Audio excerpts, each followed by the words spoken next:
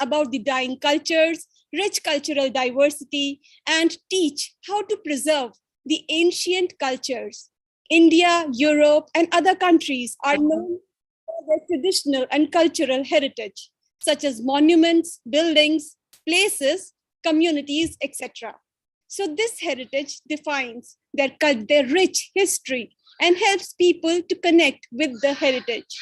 So today we are all connected together to talk about sustainability of cultures, sustainability of heritage. In the year 1982, ICOMOS, International Council on Monument and Sites, suggested a day to spread awareness regarding the preservation of ancient cultures and its historic sites. However, this idea was adopted later in the year 1983 by UNESCO during the 22nd General Conference.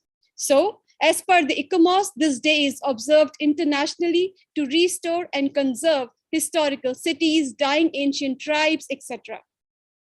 This year, the theme of this special day is Complex Past, Diverse Future, according to ICOMOS.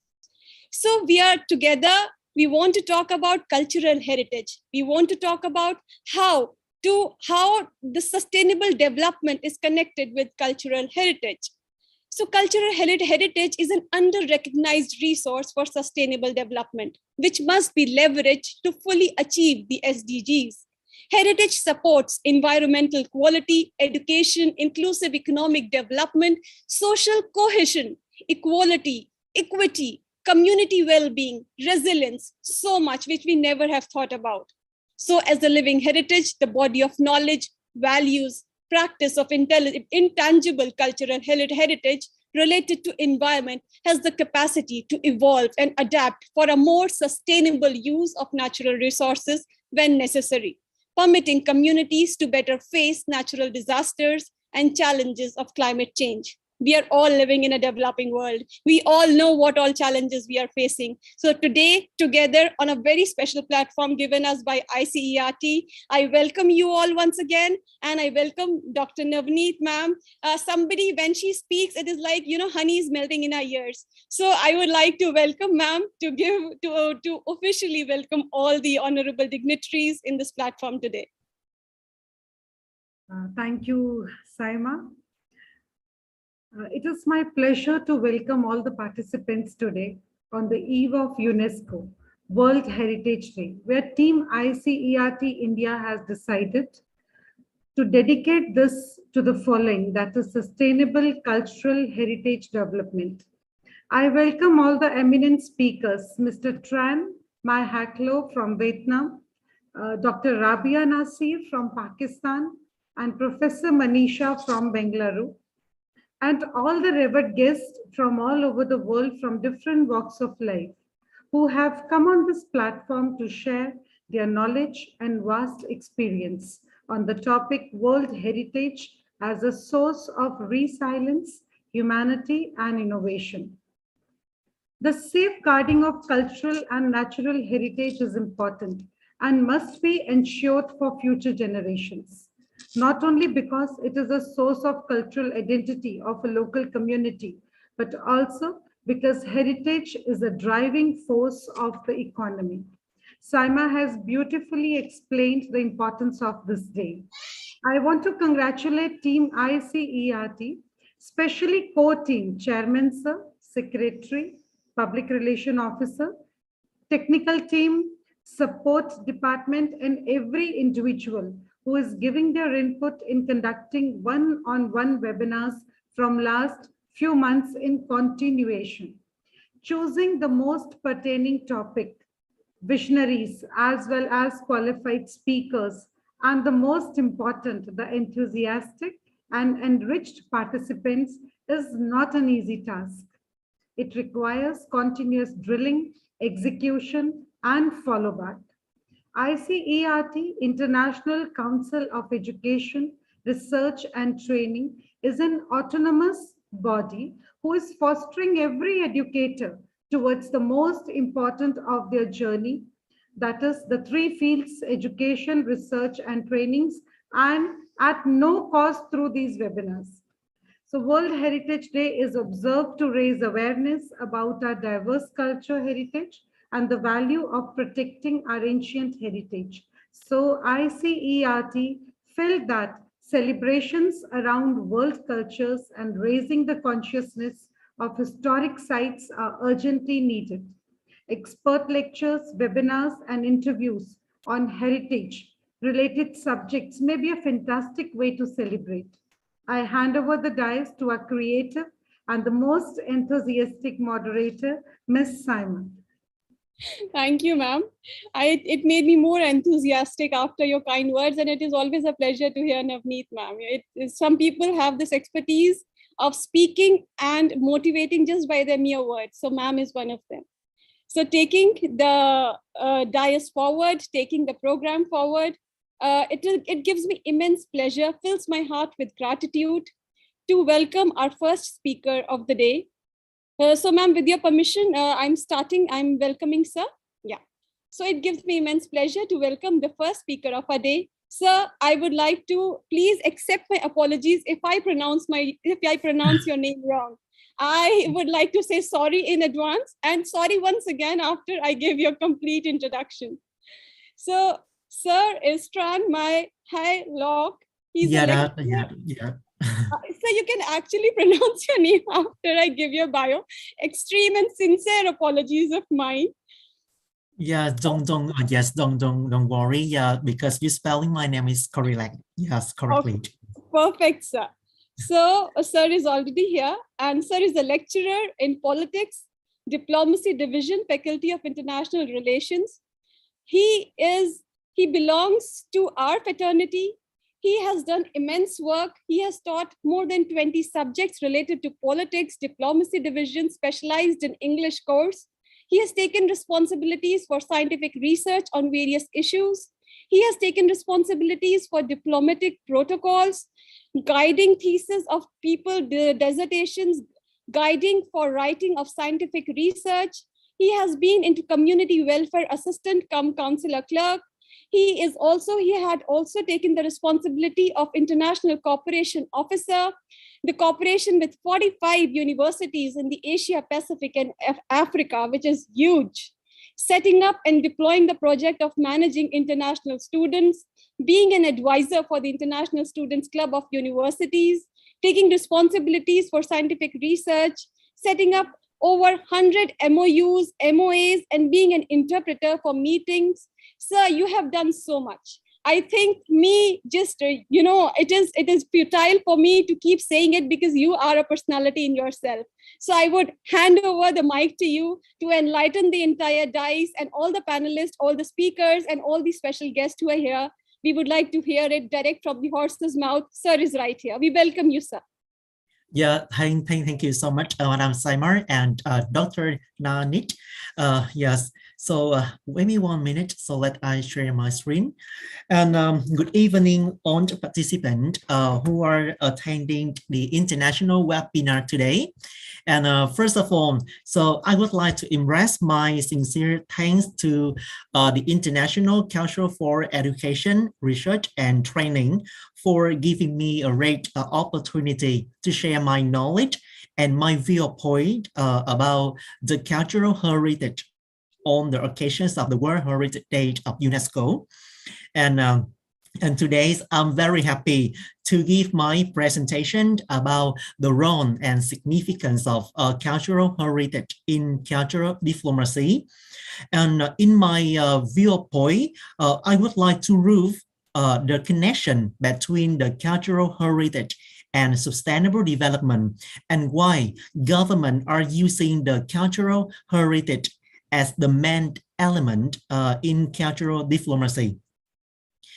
So in my speech, so there are 4 main ideas I will present in my presentation, and maybe it will take nearly 14 minutes to cover these issues. The first one is the cultural heritage in the context of sustainable development, and the second idea is cultural heritage in the cultural diplomacy as the soft power that all the government are using this like the main element in foreign policy. And the third one, the role and significance of cultural heritage in foreign policy. And I use the case study of India because you know that I have 4 years to work at Indian consulate in Ho Chi Minh City, and I'm from a lot of India. So this is the reason I choose India like a case study for discovering. And the last idea is a cultural heritage solution for a sustainable development in the new context. As you may know, a heritage is the cultural legacy which we receive from the past and which we live in the present and which will pass on to future generation. And it's also a source of inspiration for creativity and innovation that generate the contemporary and future cultural product. And UNESCO has also defined the definition of a cultural heritage as the legacies of physical artifact and intangible attributes of the roof or a society that are inherited from past generation and maintained in the present, and it brings a lot of benefit of the future generation.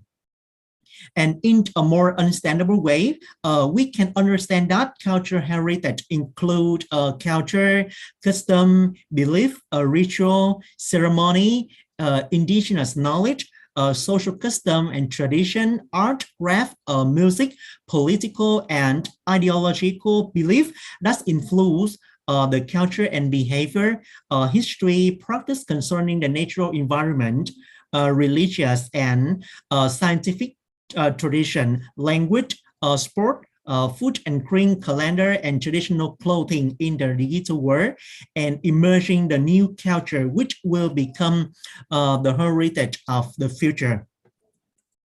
And the cultural heritage create the unique identities of each community. Each ethnic group is the language, writing, festival, architecture, and custom. And these cultural values are created by ethnic minority community in the process of survival and development. And these are the factors that make up the unique values of the country in the international relation. And in the current context of the strong international interaction, so cultural heritage has been and being a fundamental factor in spreading the core value, which is considered a key point in each country cultural development strategy. According to the chart, you can see the types of cultural heritage. And this classification is defined by the UNESCO. And there are two main types of cultural heritage, tangible and intangible. So intangible, there are two small types like movable and immovable. This is something like the historic building or monument and some heritage site that we can see by your eye. And another type of cultural heritage is intangible. Intangible include the oral tradition, impression, social habit, a ritual, festival, or traditional cue. That's something you cannot see by your eye, and they can pass to the new generation via the word of mouth or some the traditional belief, or they can write in some man book and educate for people. Okay, so this is one example of two types of cultural heritage in India. The first one like the Taj Mahal, and the second one in the tangible, you can see about the Indian food and Indian traditional art or traditional dance in India. And in Vietnam, cultural heritage plays an important role in the national development, and not only in the field of tourism, education, economy, or a national identity, but it also plays an important role in shaping the strength and voice of the country in the region based on cultural values, civilization, and historical heritage. And on November 23rd, has been observed at the Vietnam Cultural Heritage Days since 2005, and honoring the national tradition and raising public awareness of protecting and promoting Vietnamese cultural heritage. And to make this occasion, many activities are underway nationwide. And in addition to special event, Vietnam will showcase the traditional art of Vietnam to international visitors and have them can understand clearly the Vietnamese land and people and Vietnamese history, and have them and they can raise awareness of the importance of preserving and promoting Vietnamese culture to international friends. And right now, there are 28 heritage recognized by UNESCO, including 13 intangible cultural heritage and 7 documentary heritage and 8 world cultural and natural heritage recognized by UNESCO. And I think that Vietnam is a best place for traveling. And if you have time, so please come to my country and spend your time to discover and enjoy with our cultural heritage. Okay, so and this means that cultural heritage is very important to every country, because this is to promote the access and enjoyment of cultural diversity, and enrich the social capital and create a sense of individual and collective belonging, and which have to maintain the social and territorial cohesion, and to become the economically significant for the tourism sector in many countries, and to give the people a sense of unity and belonging within a reef, and allow them to understand the river generation and the history of where they come from.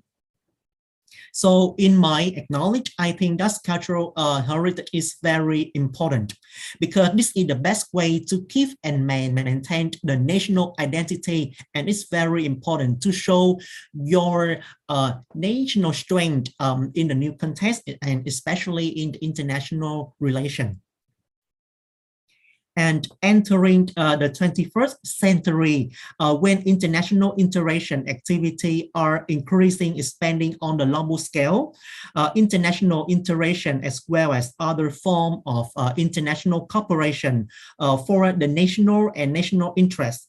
The country participant in this process basically for the benefit of the country, for the prosperities of their nation. And on the other hand, countries are implementing the international interaction and also contributing to promote the world rapid progress on the path of civilization and prosperity. And one of the main factors for a country to improve their voice and position in international relations is cultural values. And there are 4 main roles of cultural heritage in the 21st century. The first one, this is the sum of human activity and expression. And the second one, for capturing the spirit of the times and embody the identities of community and producing economic benefit for community. And the core values of cultural heritage are cultural messages and historical lessons. And there are 3 factors that create the national strength. The first one, the social stability. The second one, the intelligence. And the last one, like the bravery and aspiration of the nation via the cultural heritage. Okay, so, and firstly, we need to understand the definition of sustainable development. And in this slide, I want to prove the connection and the importance of the cultural heritage in tourism sector. The sustainable development is development that meets the needs of the present without the compromising the abilities of the future generation to meet their needs. And I would like to invite you on to see the map of sustainable development theory. It's including three main pillars.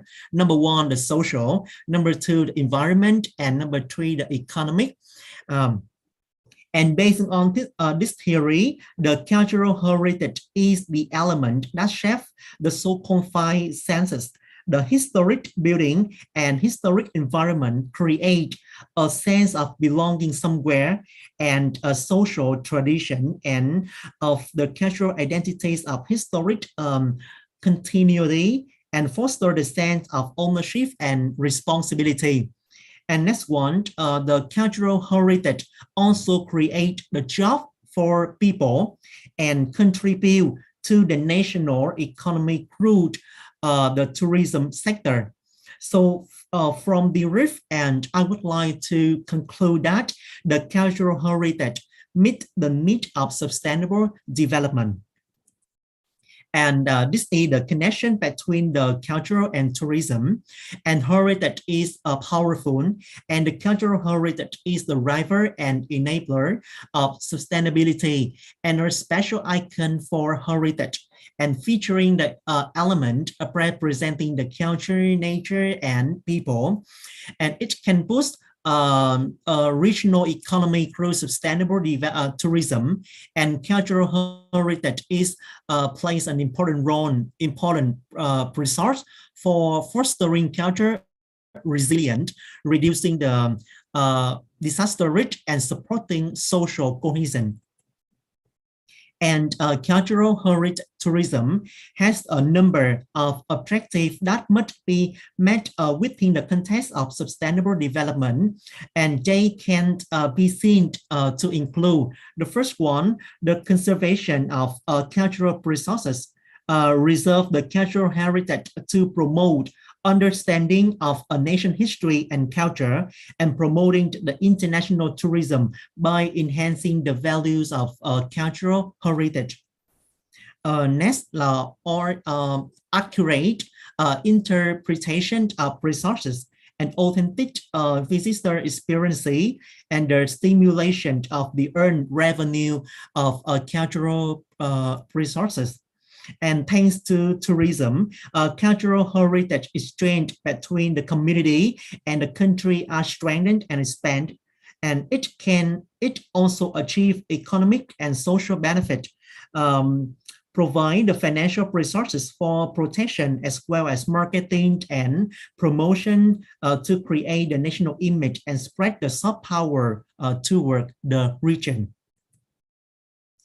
So cultural tourism associated with cultural heritage value has been and will always be the need and trend of tourist market. And from the above factor, we can determine that cultural heritage is a factor that satisfies the need of sustainable development of country, and not only reserving cultural or historical values, and it is also the bridge to promote the economy through tourism. And I have one question to answer that. What motivates this country to accelerate their effort to promote their cultural heritage internationally? Cultural heritage is a soft power, and not merely because it is a commodified and commercialized version of culture that can sell, but because it can serve the meaning of the shape us as a way to unify the diverse people as a nation and redefine the nation relationship with other country. And heritage also serve for nation branding by presenting national and cultural distinctiveness and share value with other countries to both domestic and international visitors. And in the serve of globalization and the rise of the non-Western country, the use of heritage for national building and national branding has become the common practice of government across the globe. And this is the one of important factor for a country to promote the soft power and enhance their image and the voice in international relation. Japan, India, Korea, or China are among the countries that have applied the cultural heritage as the form of diplomacy to enhance their influence in the region and in the world. So in the current context, the use of the hard power, crude, economic, and military is not the right choice. And you can see that all countries always set the economic development goal and the position of the national strength are the top priorities. And the use of the hard power is also chosen by many countries. But the form of hard power, crude, economic, or military must still be accompanied by the cultural soft power to reduce the conflict and the risk of war. And as the result, the cultural values of soft power is more essential than ever.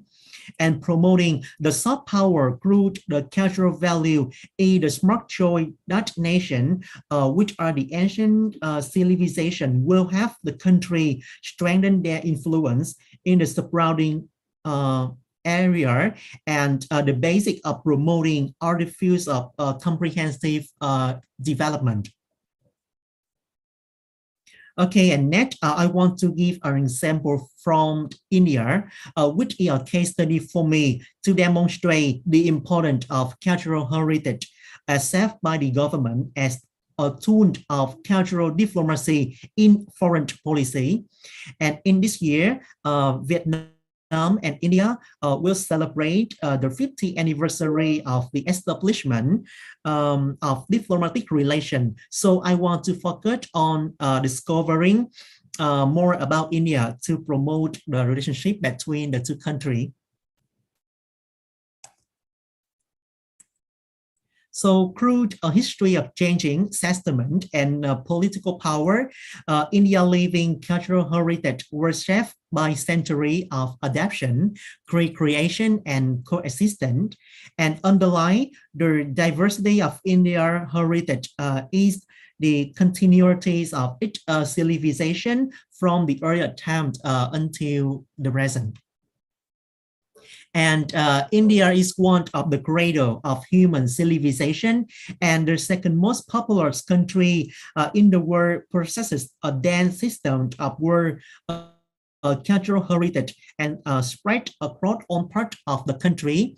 And in particular, the Buddhist cultural heritage in India is world famous. It's very famous. It's not only in India, but also in South Asian country, and especially in the Southeast Asia country, because the Buddhist values or the Buddhist philosophy will connect the people and have the people can get closer and to reduce the conflict, and they can use these value to promote the mutual understanding between these countries.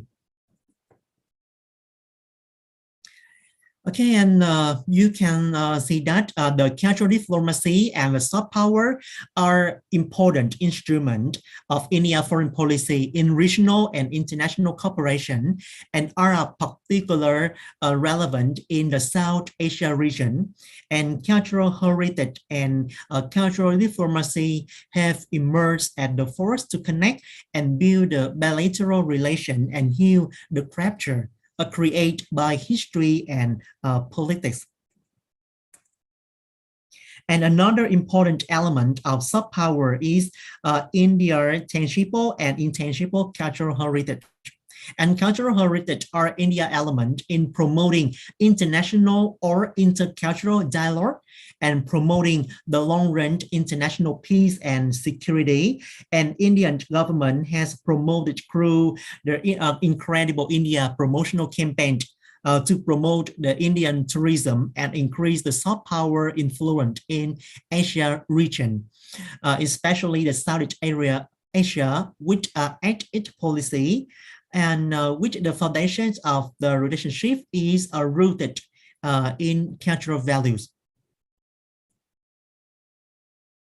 And cultural diplomacy has the potential to contribute much more effectively to achieving the objective of India foreign policy. And in particular, it makes a significant contribution to Indian image and branding and social cohesion.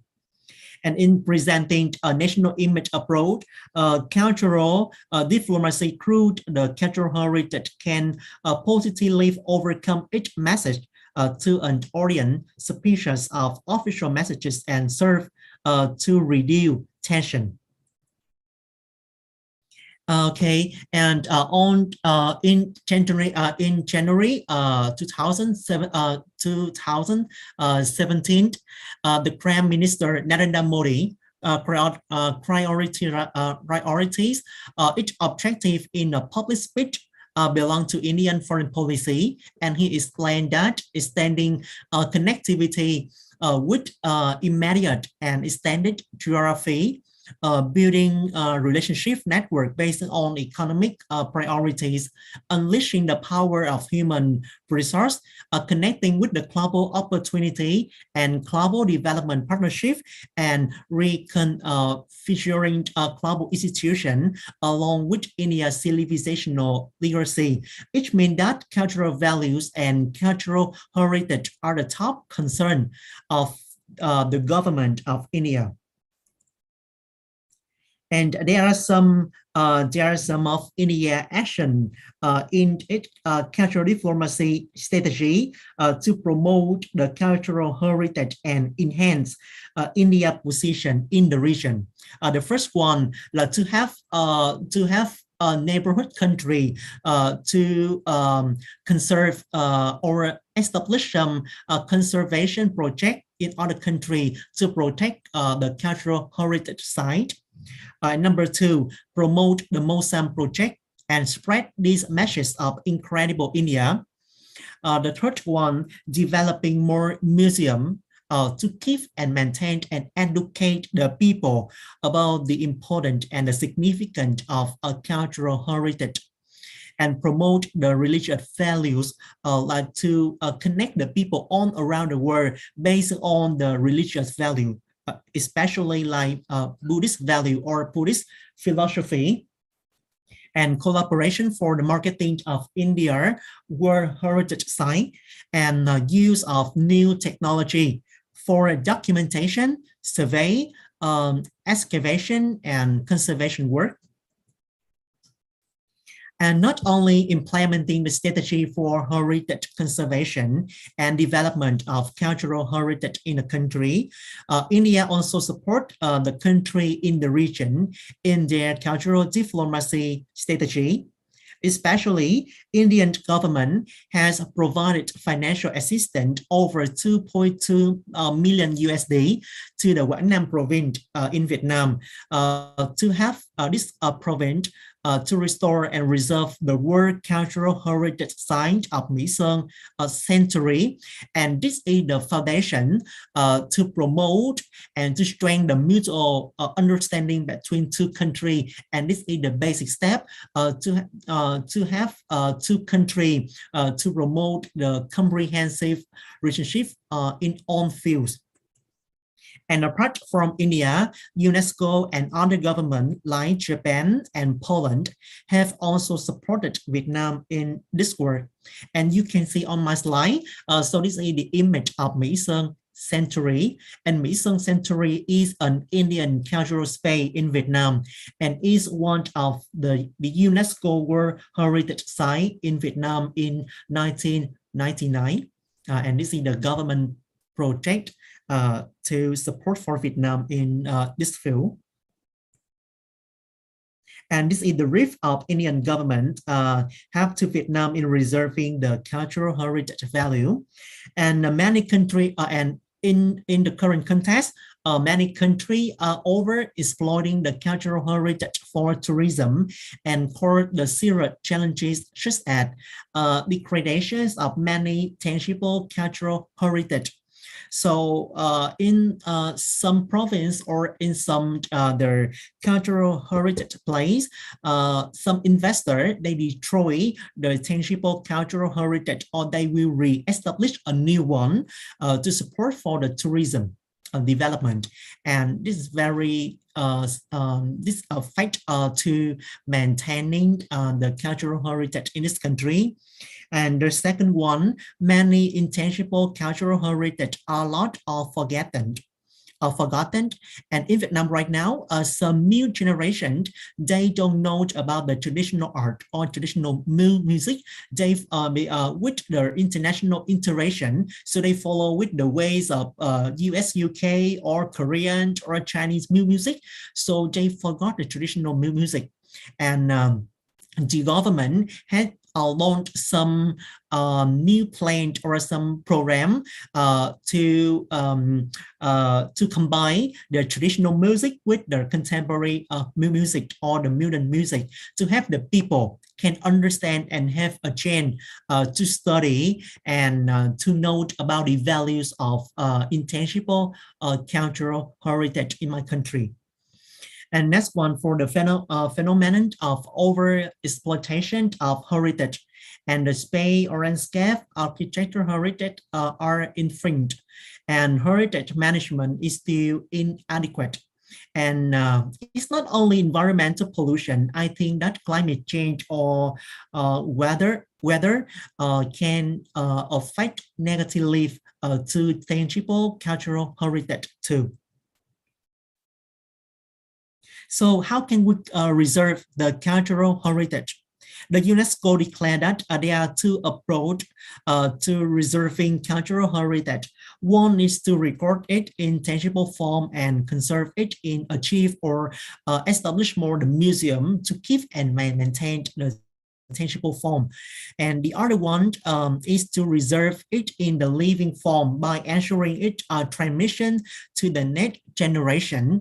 And we should use the word of mouth strategy or propaganda to share and to spread the value or some skill or some the good thing or some the good story, or we use the storytelling to spread this message across generation.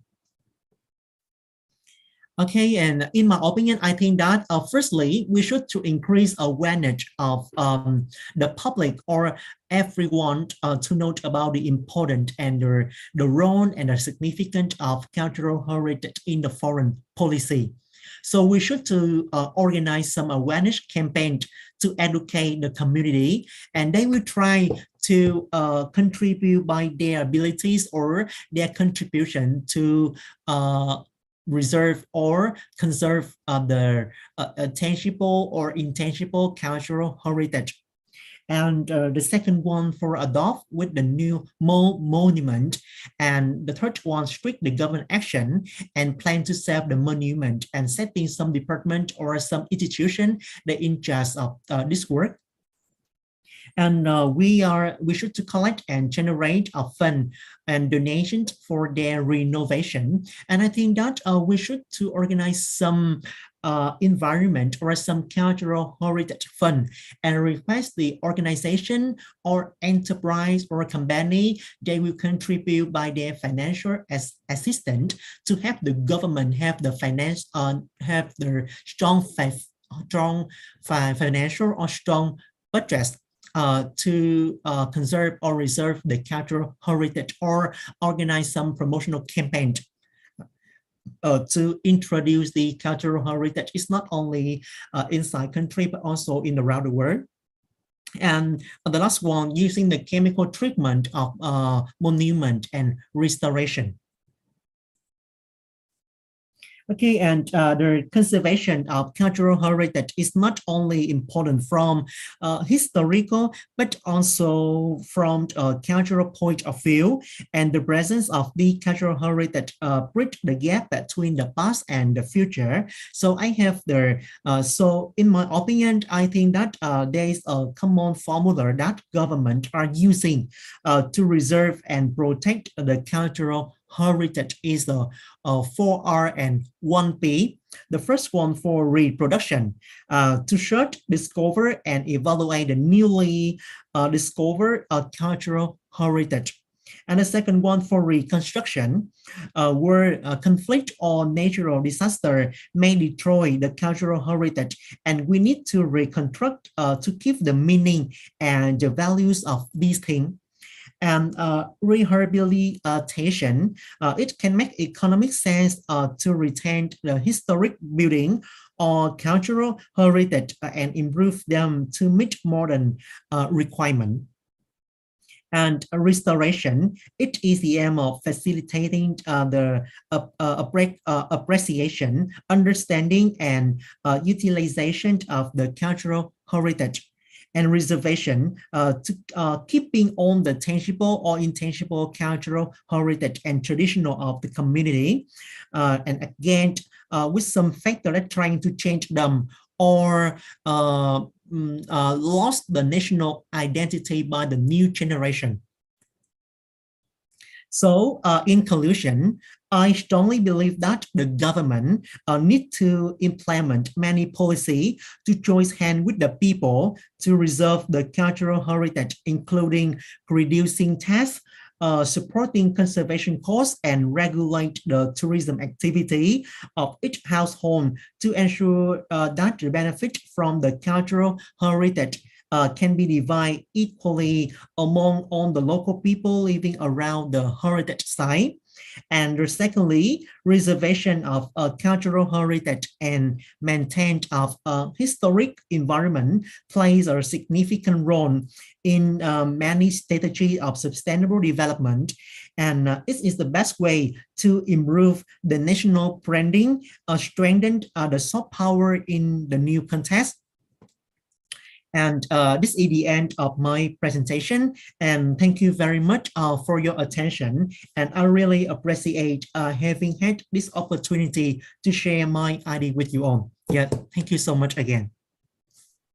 Thank you so much, sir, for such an intriguing presentation. The entire slides were so interactive, and so all the eyeballs were continuously glued to the screens. And this is very much prevalent. If you see the chat box, everybody is asking for your slides. So it was an excellent presentation. The way you have told what is tangible cultural heritage, what is intangible cultural heritage, what is the importance of soft power, what is the importance of hard power, how simply a soft power can make such huge changes in a country, and how some countries are completely dependent on their cultural heritage for their economy. So this is something of immense importance that we all should sit down and actually think about, because cultural heritage belongs to each one of us. Everything that is present Yes. in India is not of somebody else. It is our responsibility.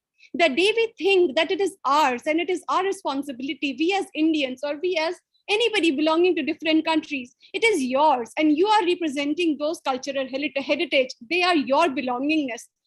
They will never get deteriorated. And all these four R's and 1P, all these plans were excellent. We need to think about them. We need to think about conservations, and a government alone cannot conserve a cultural heritage. They need Yes. your support. They need our support. Without our support, the entire practice of preservation becomes futile. So it was an extremely interactive and extremely enriching presentation of yours, sir. Thank you from the deep of my heart. And I would like Navneet ma'am to say a few words, please. Yes, thank you so much, Ms. I Simar. totally agree with what Saima has said. You have really touched everyone's heart. Gratitude, Mr. Tran, for enlightening the topic with so much ease and with beautiful examples, especially when Taj Mahal was coming, we all were touched, and your PPT was really very, very informative. We have learned from you that no longer relegated to the periphery of the international relations discipline, cultural diplomacy, today is vibrant, an innovative academic field of research, and has successfully established itself as a standalone theory and practice. So in an increasing globalized, interdependent world in which the proliferation of mass communication technology ensures we all have greater access to each other than even before. Cultural diplomacy, you've taken it beautifully, when learned and applied at all levels, possess the unique ability to influence the global public opinion and ideology of individuals, communities, and nations. And I believe you are the true example of that. Thank you so Yes. much for being the part of this platform. Thank you so much. Yeah. Thank you so much, madam. And I think it's very important. And our international webinar today is very useful for everyone. they have a chance to know the cultural heritage. And like Madam Seymour has said, that the government cannot do it alone, and they need the supporting for everyone. So the first one, we should to educate the people and increasing awareness of people to reserving and conserving these cultural heritage. Thank you so much. Yeah, thank you so much. Just adding one line, Navneet ma'am and sir, to this, what we all generally think is that what will our individual, just one effort of ours do?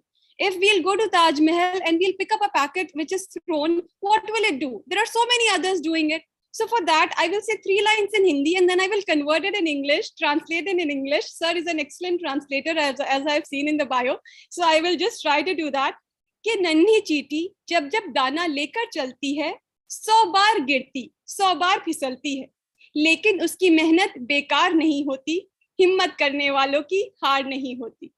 So what I tried to say right now, sir, was that when a little ant tries to take little, the eatables, she falls down 100 times, but ultimately she does collect the food that she and her entire crew needs.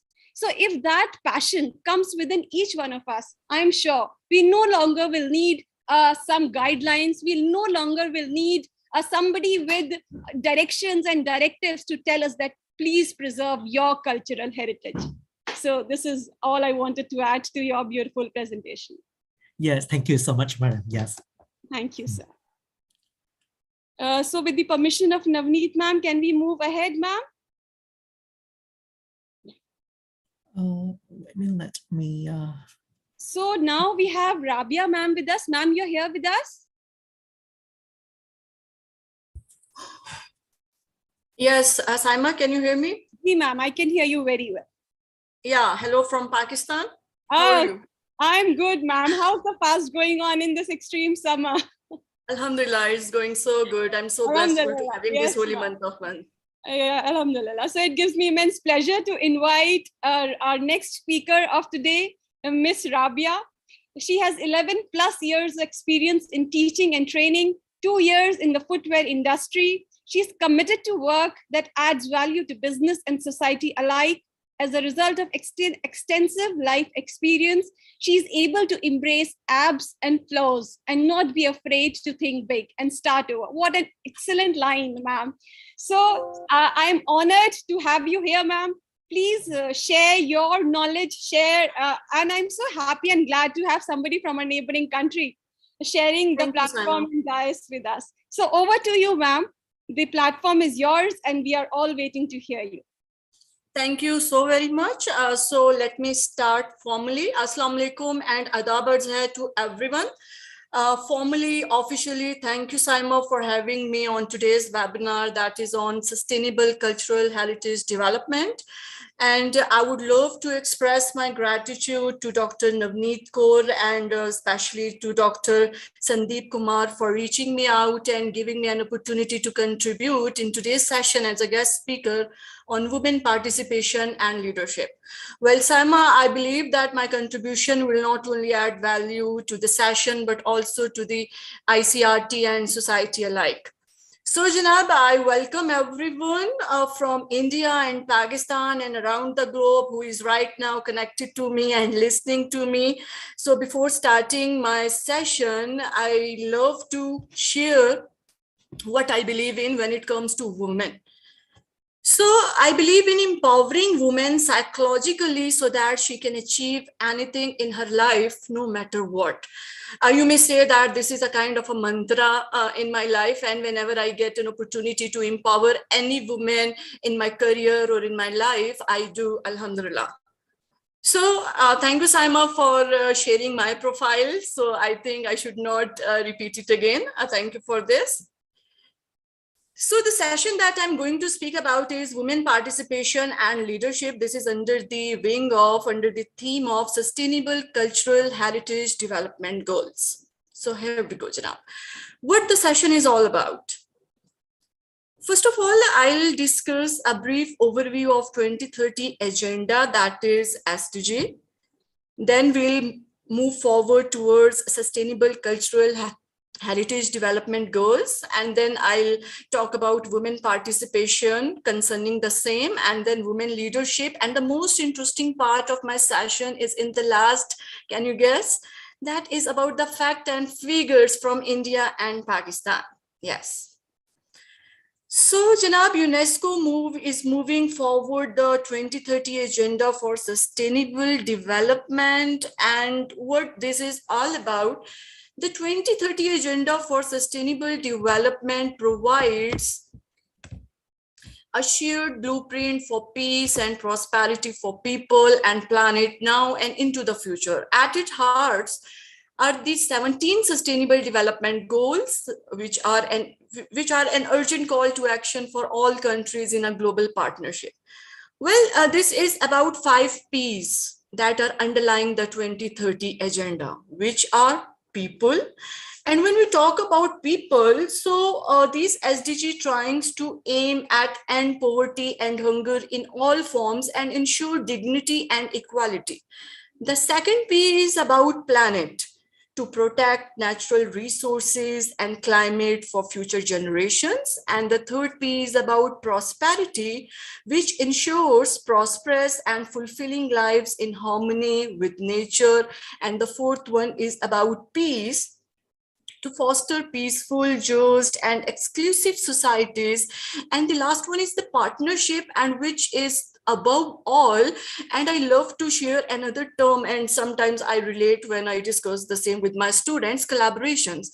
So partnership is the only way that helps to implement the agenda through a solid global partnership among institutions, among countries, among individuals to achieve these goals. So, Janab, these are the 17 goals of global goals, and my most interesting part is my most important concern is gender equality, that we'll talk about the women participation and leadership, right?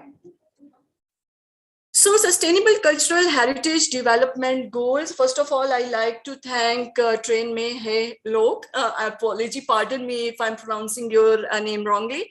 So, thank you for sharing your insightful information about the Cultural Heritage Development Goal. Here, I like to share a few very basic concepts of culture.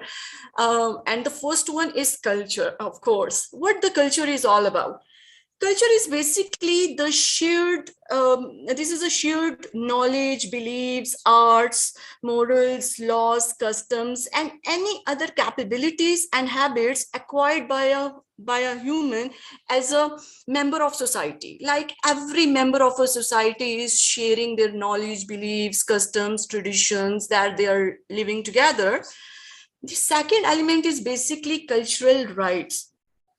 Every individual who are living in a society has the right to be protected, that whatever their beliefs, their views, their tradition is, they should live those things. So cultural rights protect the rights for each person individually and in community with others, as well as groups of people, to develop and express their humanity, their worldview, and their meanings they give to their existence and their development through their values, beliefs, convictions, languages of life. And the third, which is the most important element of Sustainable Cultural Heritage Development Goals, is cultural heritage. Yes, cultural heritage is basically an expression of the ways of living developed by a community and passed on from generation to generation, including customs, practices, places, objects, artists, expressions, and values. Where I believe that India and Pakistan are very, very, very rich in culture that has been passed from generation to generation. So as a source of exchange, innovation, and creativity, cultural diversity is as necessary for humankind as we may say that biodiversity is for nature, because in this sense, it is the common heritage of humanity that should be recognized and affirmed for the benefit of present and future generations. So converging under the main policy directive to harness the power of heritage to accelerate the achievement of the SDGs, they express a call to mobilize, which is The knowledge and resources transmitted through heritage to achieve the well-being of people, which includes SDG 1, 2, 3, 4, 5, 6, 11. My main concern is SDG number 5, which is gender equalities. The second one is a culture, nature approach and landscape-based solutions to achieve the well-being of the planet. The shared resources embodied in heritage to achieve prosperity of communities, and the connecting power of heritage for social cohesion and dialogue to achieve peace within and among societies, and the shared medium of heritage and its connections with all aspects of human life to create partnerships.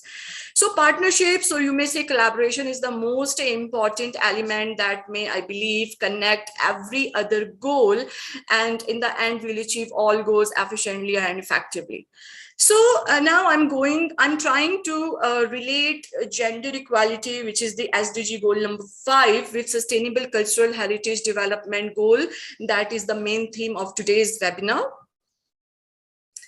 So basically, gender equality is based on to achieve gender equality and empower all women and girls, where the challenges are preventing gender equality from being achieved, including widespread discrimination, violence based on gender and sexual orientation, lack of full and effective enjoyment of human rights, and lack of participation and decision making in political, economic, cultural, and public life. Now,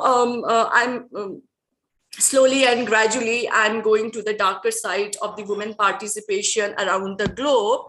So where the heritage plays an important role in the creation, dissemination, and transformation of gender-related norms and values through heritage, the fundamental and public roles played by women and other genders in different periods of history can be highlighted to support the eradication of recurrent negative stereotypes of women and members of LGBTQ plus community, and to empower all genders. Basically, heritage organizations can only ensure the full and effective participation of all genders and equal opportunities for leadership at all levels of decision making.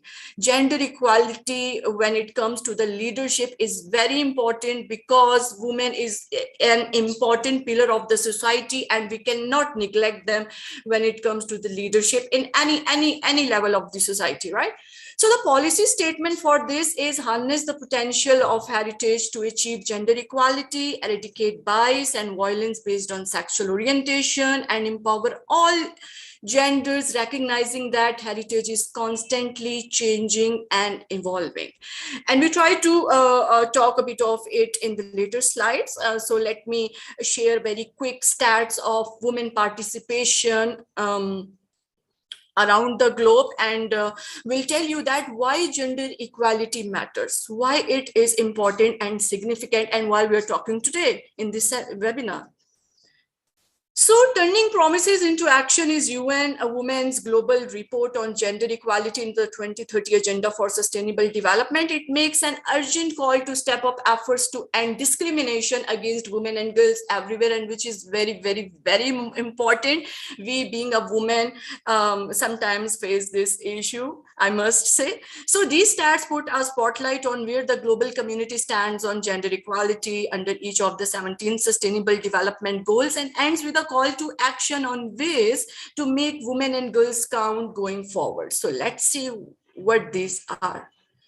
So the first goal is no poverty, and it is about end poverty in all its forms everywhere. And if we see, so it has 6 gender specific indicators, and let me tell you, Janab, more women than men live on less than $1.90 a day. So the question is why it matters to consider and why it matters to understand. It is because the research shows that more cash in women's hand contributes not only to eliminating poverty, but also to better education, nutrition, and health outcomes for children and other members of the household. So it is very important to think about in numerous ways so that women can be financially empowered. right? It is very important because there is a problem that there are 122 women aged from 25 to 34 living in extreme poverty for every 100 men in the same age group, and the number is very, very, very alarming. The second goal is about zero hunger, and let's see. Okay, let's see what are the women participation. In nearly 2/3 of the countries, women are more likely than men to face food insecurity. Again, it is very alarming to know why it matters and why we need to discuss it. Women play a critical role in food production, processing, and distribution, but are more likely to be food insecure than men. Empowering them is essential for achieving the agricultural productivity and nutrition targets of SDG 2. Women are the one who give birth to child. Her health should be above all. So food security is the most essential element for women to be ensured. And the alarming stats is here. Women are up to 11% points more likely than men to face food insecurity, right?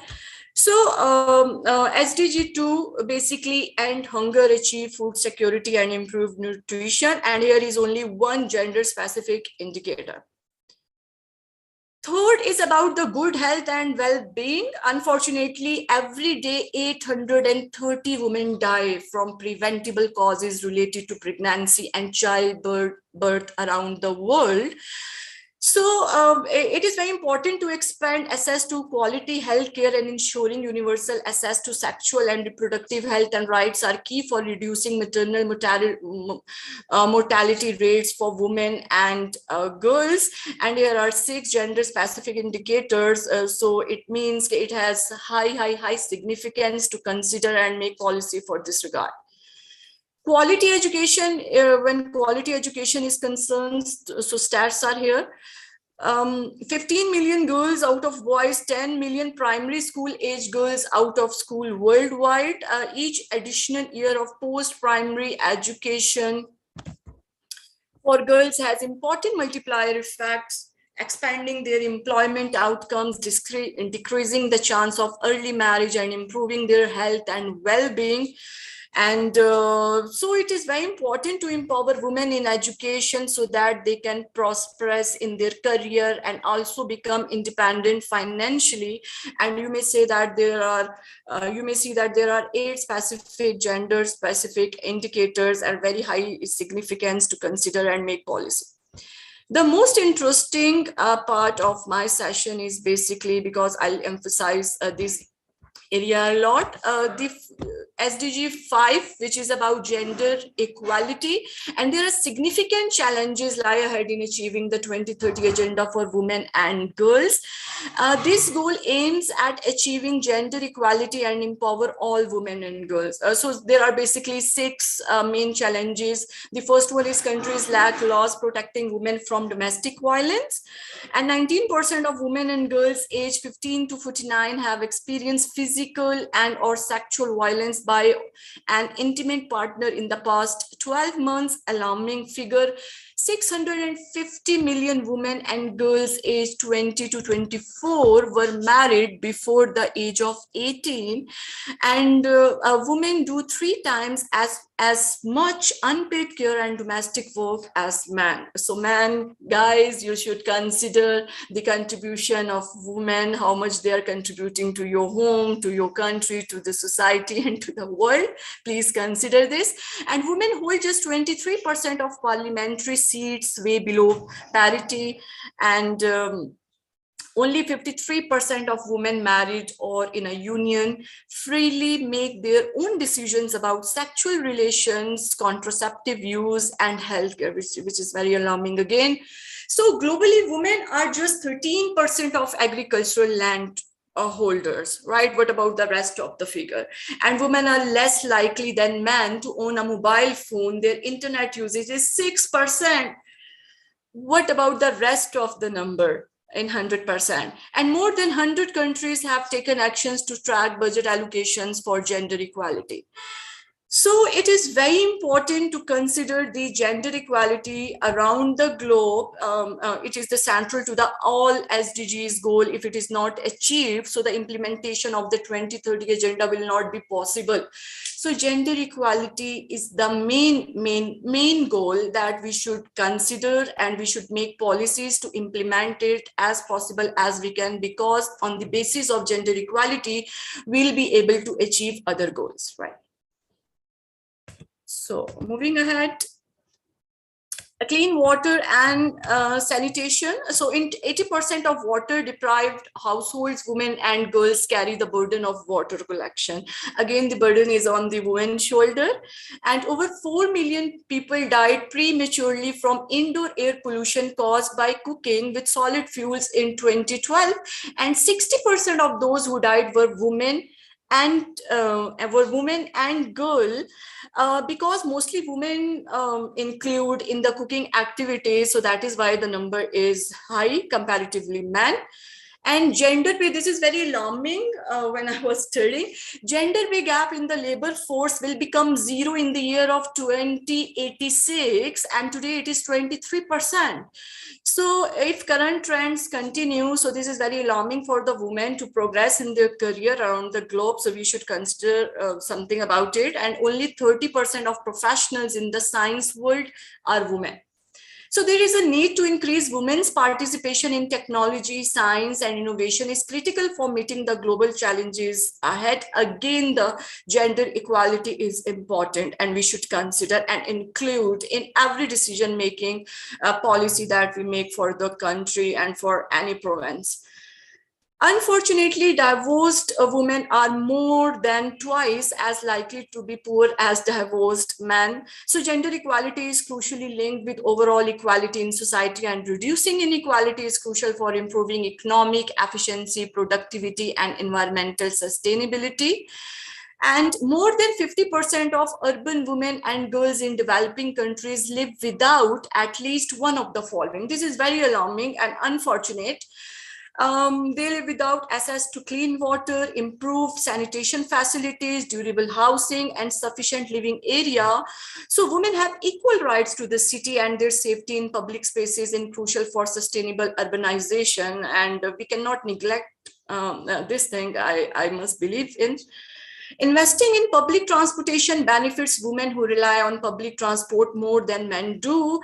And this is very unfortunate. If I explain this to you guys, that government and businesses have an essential role in promoting more sustainable production practices, halting overexploitation of natural resources, and fostering innovations that support sustainability throughout the supply chain, all of which impact women and girls in different ways. And unsustainable production and consumption patterns are gendered, including travel choices and their sustainability. Poor rural and indigenous women depend on local natural resources for their livelihood and are disproportionately affected by climate change, where gender equality is critical to mitigate climate impacts. Women's inclusion in climate discussions leads to improved outcomes of climate-related projects and policy. Where human-induced climate change is having a profound impact on natural ecosystem, women's livelihood are being threatened by reduced crop and forest yields and acidifications of the oceans, and it need to be considered. And the contamination of the world's ocean affects women's livelihoods, their health, and the health of their children. Again, it matters because it enables women to have decision-making power in local fisheries, leads to better resource governance and conservation. And there is 3.3 million the hectares of forest areas the world lost between 2010 and 2015. Rural women are particularly affected by this depletion. So it matters because women's specific knowledge and of dependence on forests makes them key contributors to forest conservation and regeneration. Again, we need to empower women with education. We need to empower women with financially understanding, and we need to empower women psychologically so that they can handle their responsibilities effectively and efficiently, so losses may not happen in future. So there is 1 in 2 female homicide victims in 2012 died at the hands of a partner or a family member. Well, in developed and developing countries alike, law and justice institutions continue to fail millions of women and girls, while tolerance and impunity for crimes against them remain widespread. This is very unfortunate and this is very painful while I'm saying this. So it matters a lot because women play a vital role in preventing conflict and forging and maintaining peace. By fully protecting women's right, peaceful and inclusive societies will be within reach, and it is very significant for a country and for family itself. So 1.3 trillion financial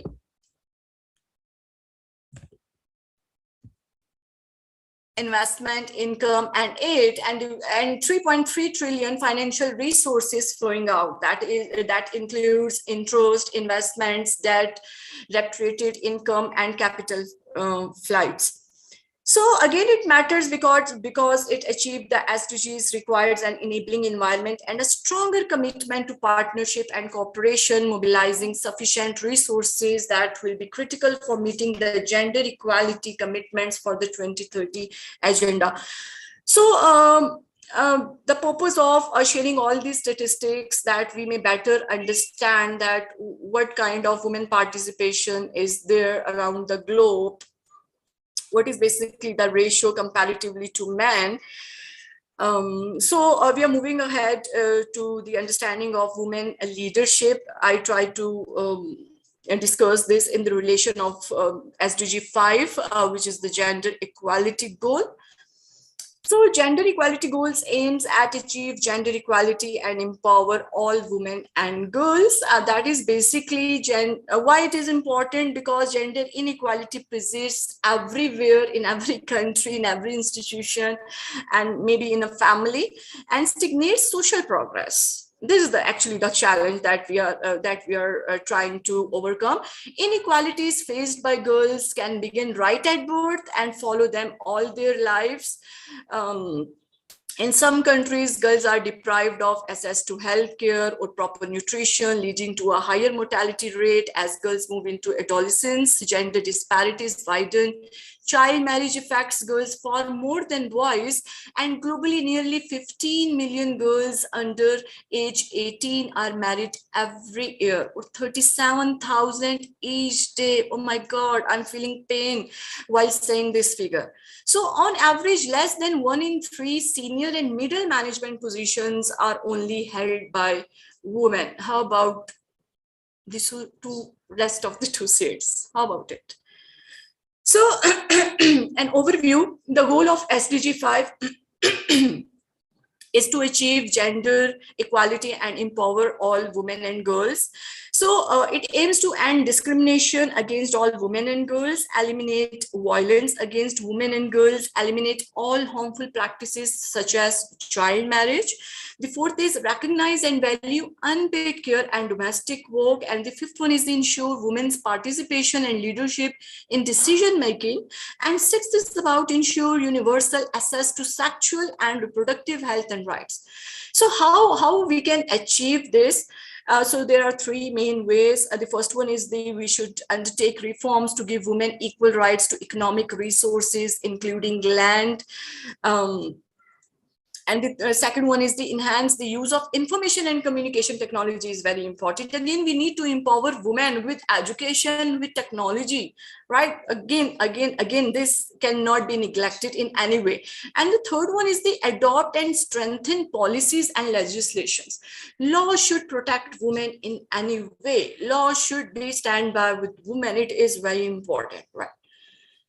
So the target indicators for the gender equality by SDG Goal 5, the achievement of gender equality is measured by man indicators. Some of the relevant key indicators I'm sharing with you guys. So the first one is the proportion of seats held by women in national parliaments and local governments, right? Proportion of seats, I'm saying again, proportion of seats, right? Proportion of women in managerial position. It should not be 1 in 5 or 1 in 10.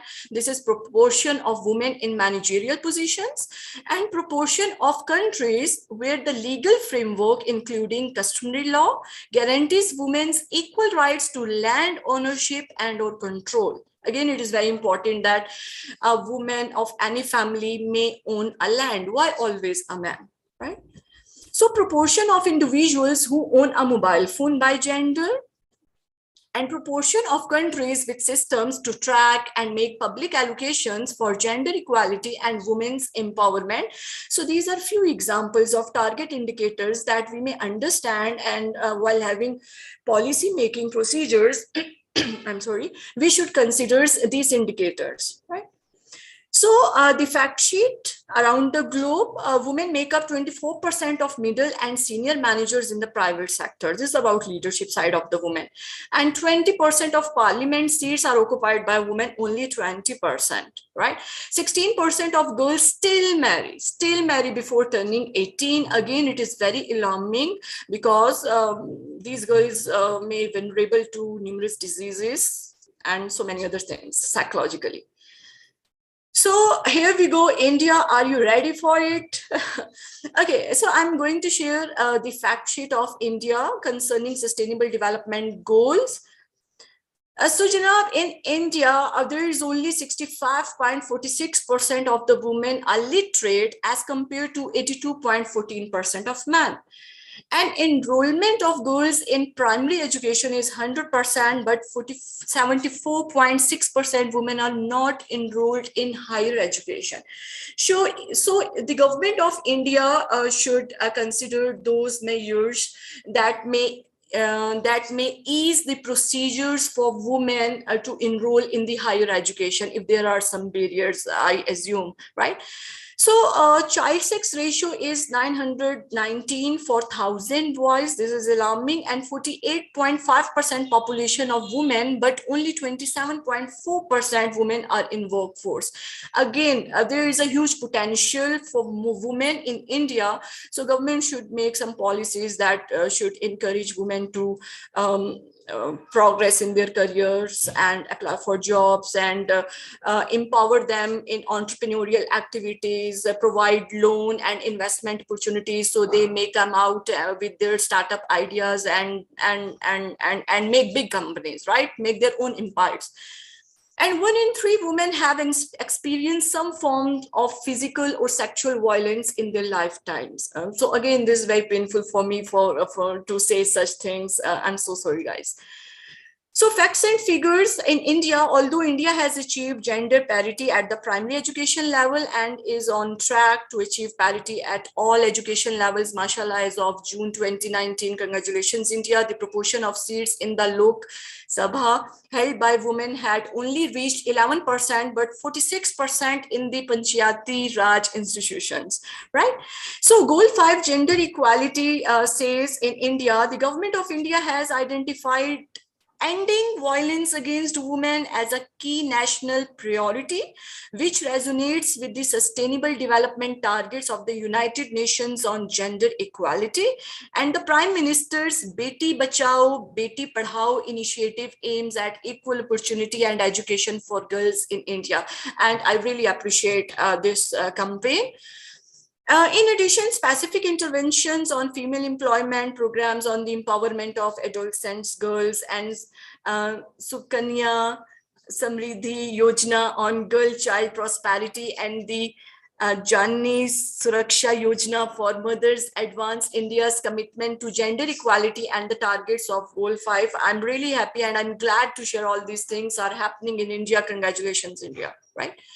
So India's target, let me give you a glimpse of it, and of all forms of discrimination against women and girls everywhere. So eliminate all forms of violence against all women, I believe in, inshallah.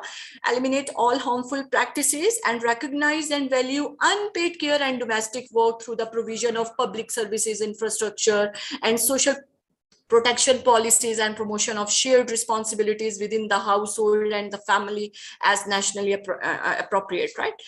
So ensure women's full and effective participation and equal opportunities for leadership. Yes, go India. This is very important. And ensure universal access to sexual and reproductive health and reproductive rights, and undertake reforms to give women equal rights to economic resources as well as access to ownership and control over land and other forms of property, financial services, inheritance, and natural resources in accordance with national laws. And enhance the use of enabling technology. It is very important to empower Indian women with technology and with education, in particular information and communications technology, to promote the empowerment of women. So adopt and strengthen sound policies and enforceable legislation for the promotion of gender equality and the empowerment of all women and girls at all levels. So let me share a few statistics about Pakistan. So India and Pakistan go side by side. Wow. So Janab, in Pakistan, there is, mashallah, there is an increase the proportion of women in managerial positions from 48% to 5%, increase the proportion of women in professionals from 38.1% to 45%. So I believe the number is growing day by day, and the indicator of gender equality for goal 5 is says that in the year 2013 to 14, these statistics were not available for the proportion of seats held by women in national parliaments and local government. But in the year of 2015 to 16, there is 18%. And for the proportion of women in managerial position, there is a raise from 2.7% to 4.8%. And I believe the number is growing day by day.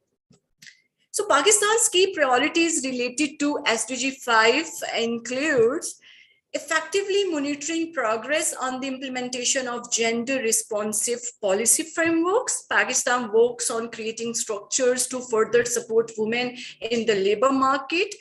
And Pakistan trying to establish systems and structures to scientifically develop, implement, monitor, and evaluate behavioral change.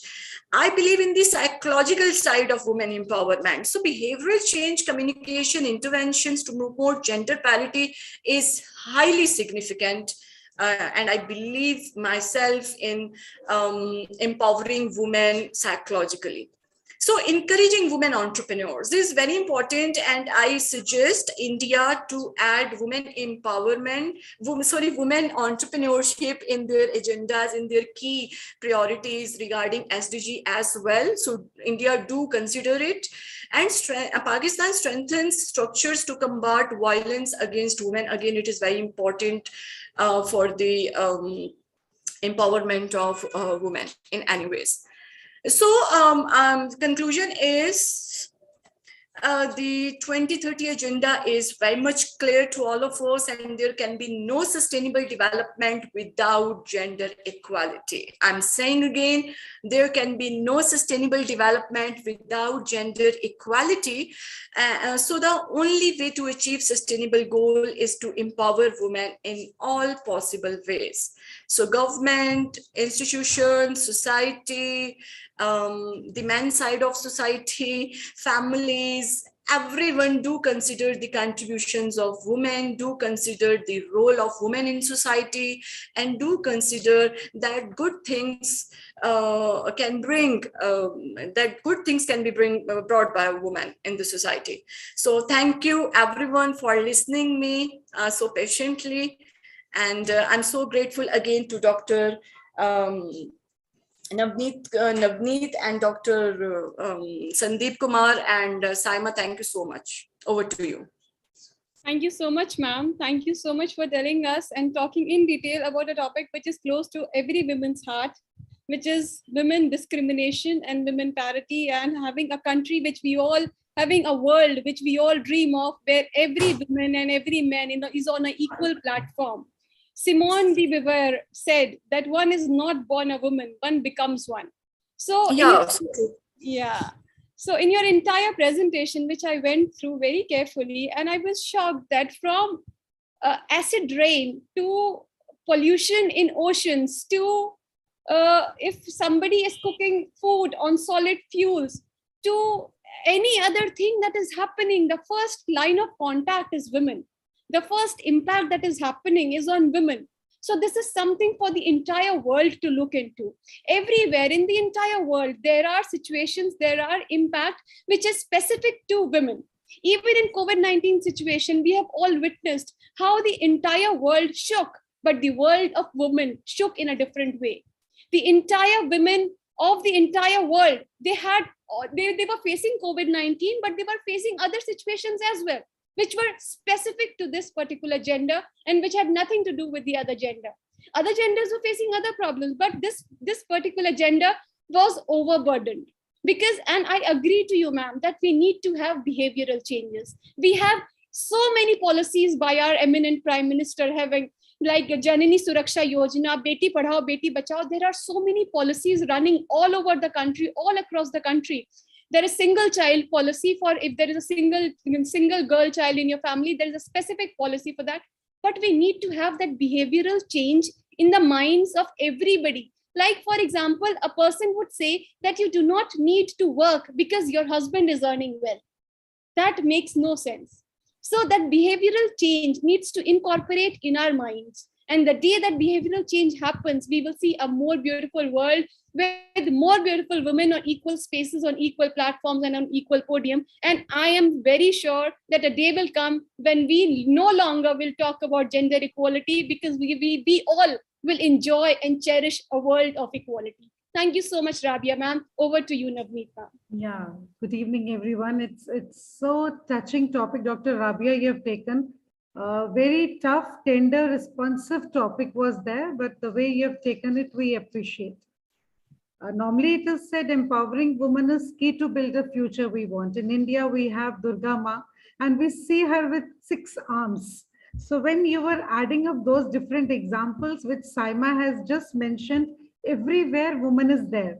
So what multitasking woman can do, that is again a gift to her only. See, feminism isn't about making women strong. Women are already strong. It's about changing the way the world perceives that strength. I believe that is more important. And what you told about gender equality is central to all the SDGs. I totally agree. Both men and women should feel free to be sensitive and strong. It is time that we all perceive gender on a spectrum, not as 2 opposing sets of ideas, but together.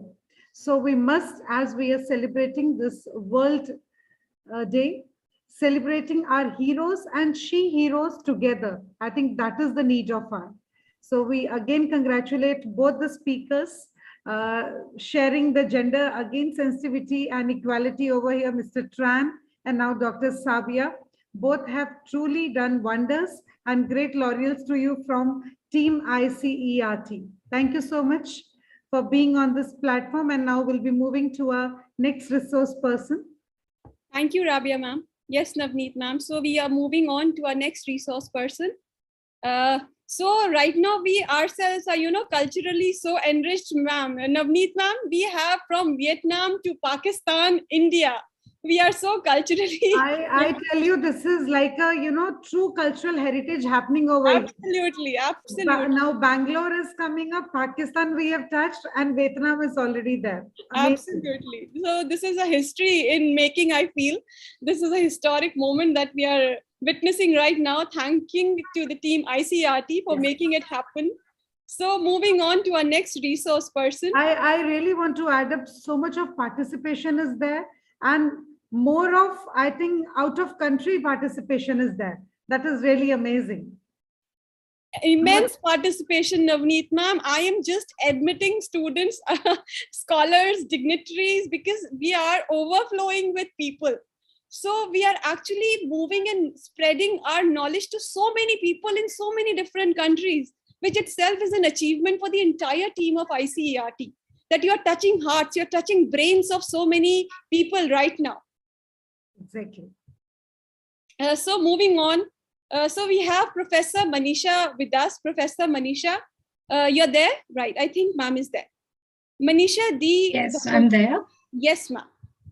So let me introduce ma'am formally, though ma'am is looking so pretty, but let me just introduce her formally. So ma'am has a 17 plus years of experience in teaching in English as a subject and a language. She has worked as a technical writer, reviewed books, published the review in one of the reviewed books of Abhimanyu Kumar. In present job, besides academics, actively involved in training on personality development, soft skills, and honing the interview skills. She's the member of BOE of Bengaluru North University. She has planned and implemented an inspiring training curriculum that effectively introduced diverse students into the world of communication and presentation, which facilitated them to frame their resume. She actually touched lives of so many students in her entire journey. She is running the literary club, which is kudos to you, ma'am, for this experiment of yours. She has contributed significantly as a key member in NAAC while working for the NAAC accreditation work. So, ma'am, I can continue. If you want, I can continue. But rather than that, I would love to hear you speak on today's subject. Ma'am, it is an honor to have you with us, ma'am. Thank you so much, Ms. Saima. You're really contagious, you know. I'm sorry to use this word, but the enthusiasm you have, you are really spreading it. So you're also so lovely. Fine. So before I share my presentation and I start officially with Education for Sustainable Development, I would like to just begin with few things, because there are few of my students and there are some people who are not from the academic background in this session. So for them, it is very important to understand what is sustainable development. So very good evening, everybody. And thank you very much for being here for this session. Your presence on Sunday evening makes us feel quite special. Before I begin, I would like to express my sincere gratitude toward ICERT and the Honorable Chairman of it, Dr. Sandeep Singh Marji, who made this platform available for all the professionals like us and provided the opportunities to share our knowledge with the audience available worldwide. Thank you very much, sir. I'm also thankful to the program coordinator, Ms. Saima Pervez, who took enough efforts to introduce me to the audience quite gracefully. Thank you, Ms. Saima. And I also thank to Dr. Navneet Kaur, who is the executive director of this program. Thank you, ma'am. Today, on the eve of UNESCO's World Heritage Day, ICERT initiated this webinar on the same topic, which is the absolute part of the social awareness for the sustainable development. Being an educator, it makes me feel so proud to be the part of this awareness drive. This program is not only celebrating or understanding about the sustainable development, but from my perspective, I think this is a quite awareness drive, and that we all need to understand. UNESCO, before I just share my presentation, let me talk about the UNESCO as well. It strives to sustain the cultural heritage of education. Because my topic for today's session is education for sustainable development, I'm going to focus only on educational area and the relevant objectives of it by the UNESCO. Rest of the other sustainable goal, Dr. Rabia Nasir and Mr. Tran Myhocklock has just, they had flashlight on it sufficiently. So let us touch upon the topic here. United Nations Educational, Scientific and Cultural Organization. As the title suggests, mobilizing education is one of the specialized areas of UNESCO. Every organization stands with a particular purpose, and the purpose is articulated through objectives. And these objectives define the meaning of the existence of the organization, right? So, attaining quality education without gender discrimination, along with sustainability of cultural heritage with scientific education is one of the objectives of the UNESCO. And that's why UNESCO believes education transforms the lives and future. Hence, it considers that education has four pillars: learning to know, learning to do, learning to be, and learning to live together. Well, we will be discussing all these 4 points in further part. So now, talking on importance of education in one's life and in today's time, it would be sounding like we are in early 19th or modern 20th century. But the fact is, we all are in the 21st century. And knowledge and data is everything overall. Hence, I'm not going to talk on the importance of education, but education, how it plays the vital role in sustainable development, and how it would be an interesting session that I'll try myself to make it possible. Before me in this session, the other speakers, Mr. Tran and Dr. Rabia, they had beautifully explained what are the 17 sustainable development goals. But still, there would be few of the parts that I need to include, because education is the sole thing which is going to flash light on most of the points here. So when education for sustainable development is considered, understanding sustainable development is very important. Let me draw your attention to a few of the points, which are our day-to-day points, and probably that will help you to get connected to what is this sustainable development goal and what education is going to do with that, right? So sustainable development, in the very simple language, I can say that it is to make a world a better place to live without destroying the possibilities for the progeny. Progeny, I mean to say the future upcoming generations. So now, as Mr. Tran said that the sustainable development has the layers or the three sets of the goals, like social progress, economic development, and climate and environment.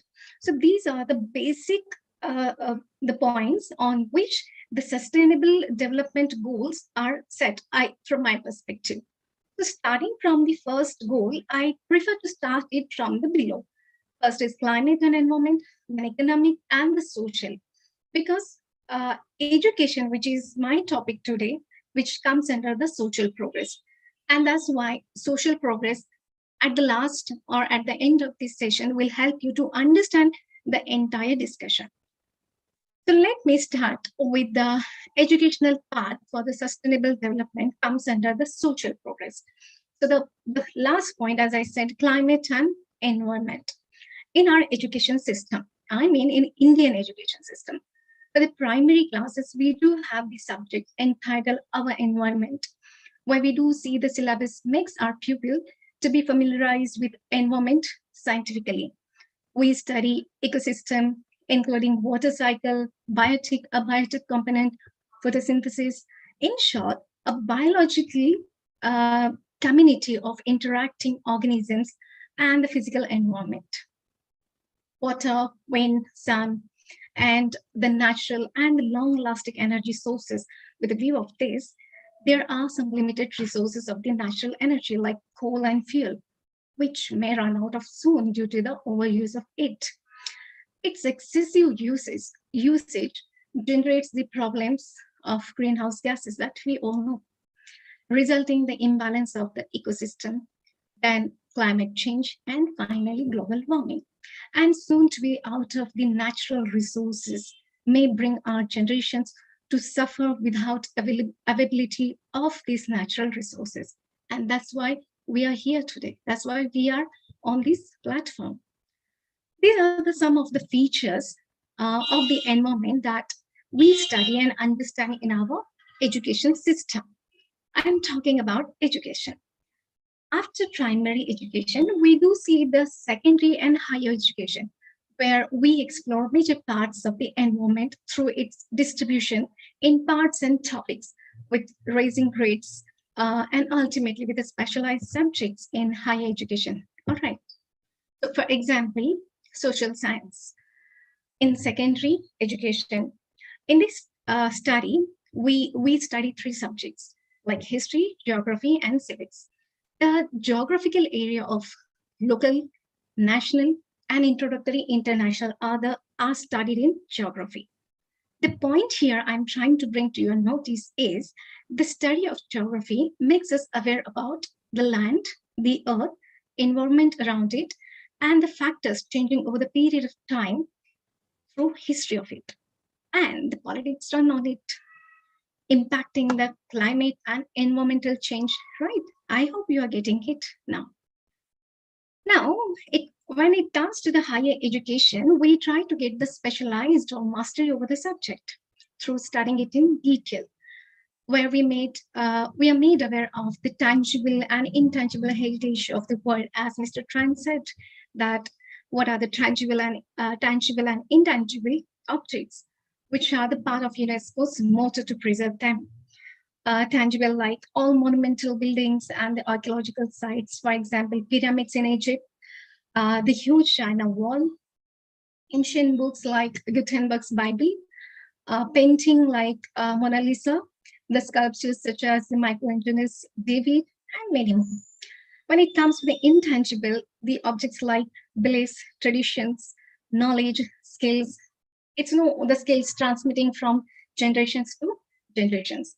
For example, cultural activities through celebrating the festivals, practicing Ayurveda as a medical therapy, traditional dances, singing folklores, and so on and so forth, right? So there are so many, the list is almost endless. So with all of these knowledge in our school that we studied, now we can say that we are knowledgeable. We are knowledgeable with tangible, intangible, and the rest of environmental, climatic, and all these sorts of issues throughout our education. Yet, when it comes with the application of it through behavior, we hardly show our civilized knowledge to sustain the heritage. As Ms. Saima said after one of the speakers, as a reaction, she said that when our Taj Mahal is there, we simply dump things. When we eat something, eatable things, and we simply dump, we least bother about the things, right? So that is one of the points I would like to mention here. Now, this is what the climate and environmental part is one of the 3 the points that I mentioned. The second and the middle part is the economic development. Now, this is very much important. Why? Because since the time of industrialization, we are considered as economically growing. I mean human beings. Now, the part is here.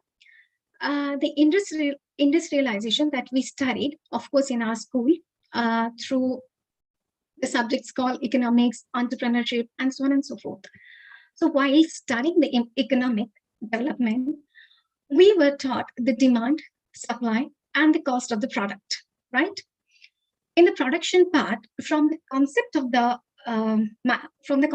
product to the manufacturing of it, there are several steps that it goes through, like the supply of the raw material, printing of the logo or the brand, assembling the parts of it, packing and dispatching the final product till it reached to the consumer.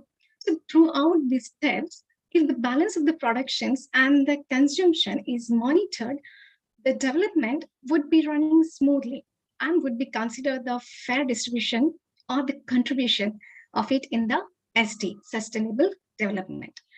But does it happen that way?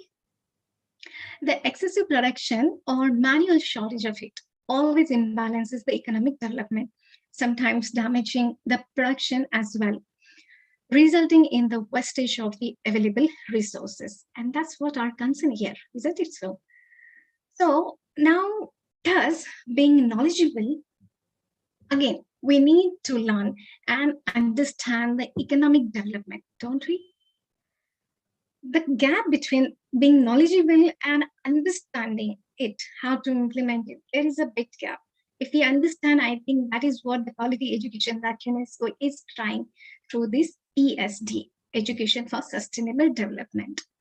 Let me take you to the last point of this, the social factor, that is a social progress, where education comes under the criteria. The very first point that I want to say that for social progress, certain things should be in order, like equal opportunities, like Dr. Rabia ma'am said, equal opportunities between genders, education, safety, food, medicines, that provides the great opportunities for all of us, we human beings. UNESCO focuses on all these parts for sustainable development. The feature that I mentioned through the education subjects that we understand, like industrialization and its advantage or disadvantages, we do study them with the help of Karl Marx theory and the criticism on it as well. We get to know about the materialism and the cultural background with it. We study the great work of excavations with Mohenjo-daro's discovery, when an ancient civilization is studied. With history, we do get to know about the culture and the changes took place over the period of time. The calculations of the time is studied through various numerological ways, studied under the mathematical subjects. Degradable, non-degradable components. These are studied under the one of the branches of science. The huge, gigantic archaeological constructions are also noted and studied. The monumental buildings, sculptures, paintings, manuscript, tangible, intangible things are preserved and celebrated under sustainable development. This is what the smallest information that I just wanted to convey to most of the students and the non-academic background people who are available for this session. Now, with this entire detail that I put forth to you, it would be enough clear to you all to understand why education for sustainable development is important. UNESCO actually seeks to build the peace through international cooperations in education, the sciences, and culture, which may help our generations to understand it and live peacefully. Some of the nations are the part of United Nations, yet they are not the part of UNESCO. And some of the nations are the part of UNESCO, but they are not the part of United Nations. Probably that's the reason they are yet at war. And that makes me to think of their education. What is the use of their so-called education when it is without moral, ethics, and humanity? Knowledge without value is definitely not considered as an education. For me, it's just a mechanical intake of the information which is similar to that of the computer function. Isn't it so? Well, so with this lecturing, I'll come back to the important point of the session, that is education for sustainable development. Please give me a minute to share my PPT, and please let me know if my presentation is visible. Miss Saima, is my presentation visible? Absolutely visible, ma'am. Thank you. Thank you.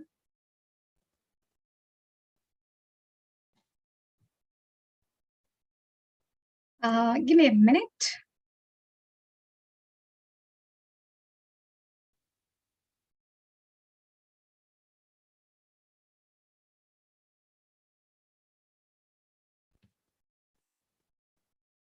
My screen is just hanged, so just a minute.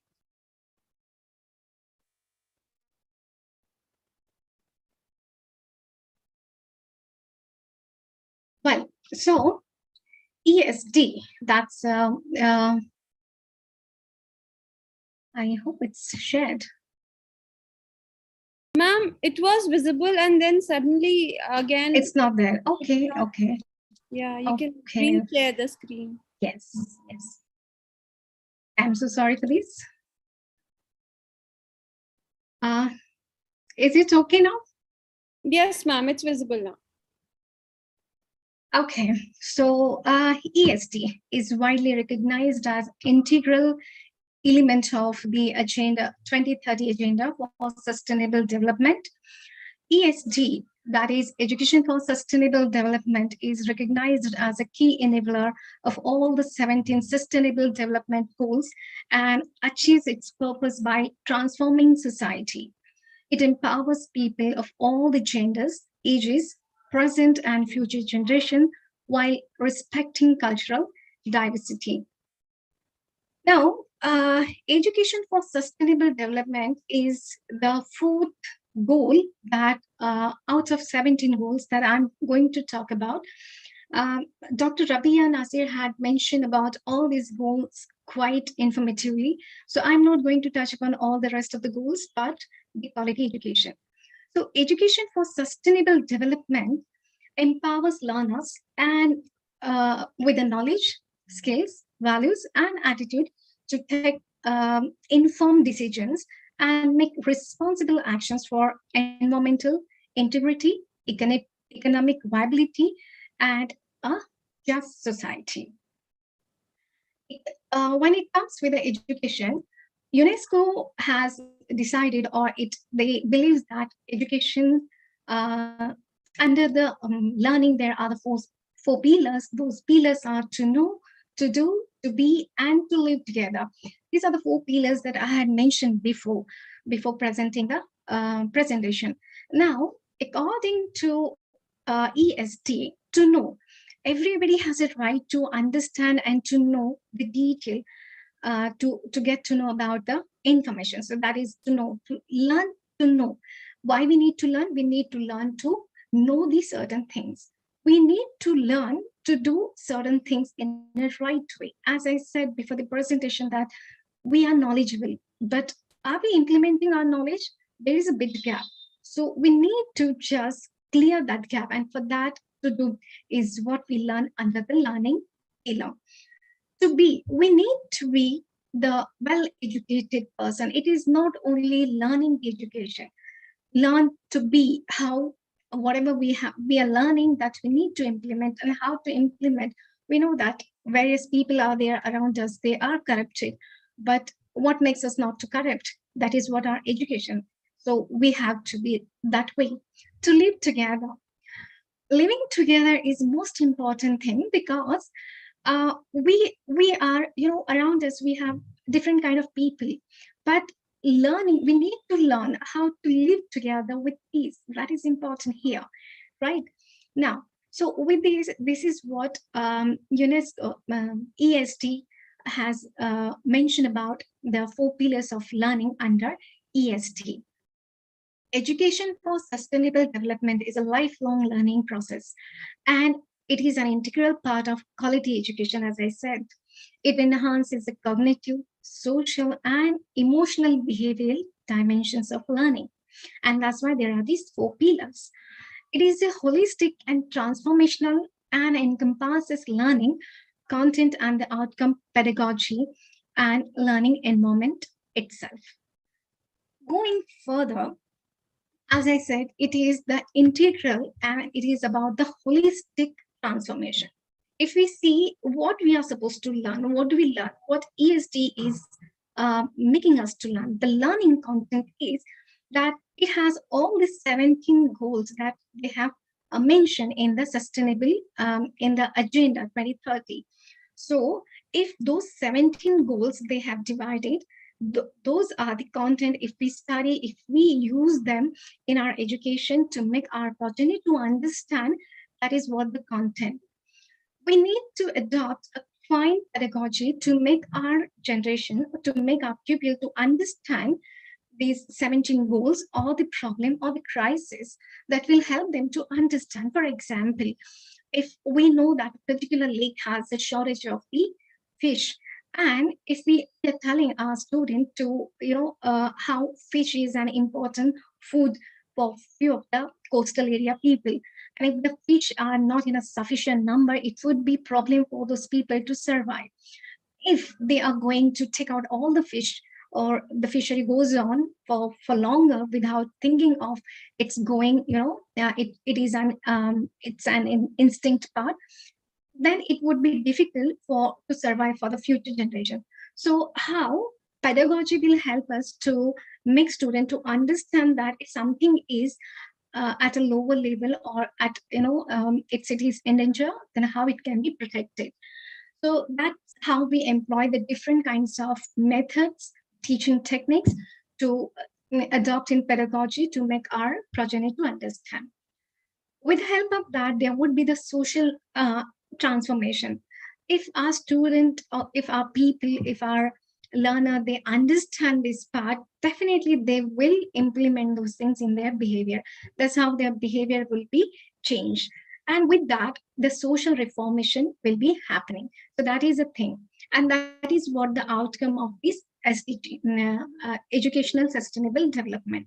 So outcome with the outcome, it will empower people to take responsibility for present and future generations and actively contribute to the social transformation. These are the important parts that we need to understand, and that is what comes come under the EST. Now, if I have to talk about bit, let me give you the bit idea of this. There are some facts, like even I was really surprised when Dr. Rabia Nasir also had presented those facts. I do have similar facts. I won't be wasting. I won't be wasting much of the time, but I'll just give you the gist of that. Because it is about the education, we know that it enables for the socioeconomic mobility and is a key to escaping poverty. Over the past decade, major progress was made toward the increasing access to education and the social enrollment rates at all the levels, particularly for the girls. And nevertheless, about 260 million children, yes, 260 million children were still out of the school. In 2018, nearly one-fifth of the global population in that age group. And more than half of all the children and the adolescents worldwide are not meeting minimum proficiency standard in reading and mathematics. Why that happens? We have to see further. In 2020, because COVID pandemic spread across the globe, a majority of countries announced the temporary closure of the school, impacting more than 91% of the students worldwide. By April 2020, close to 1.6 billion children and the youth were out of the school. That is really concerning. And nearly 369 million who rely on the school meals needed to look for other sources for their daily nutrition. That is one of the important factors here. That's why students go. We do have the midday meal, the scheme, and to avail that scheme, most of the students, they turn up to the schools. Sorry.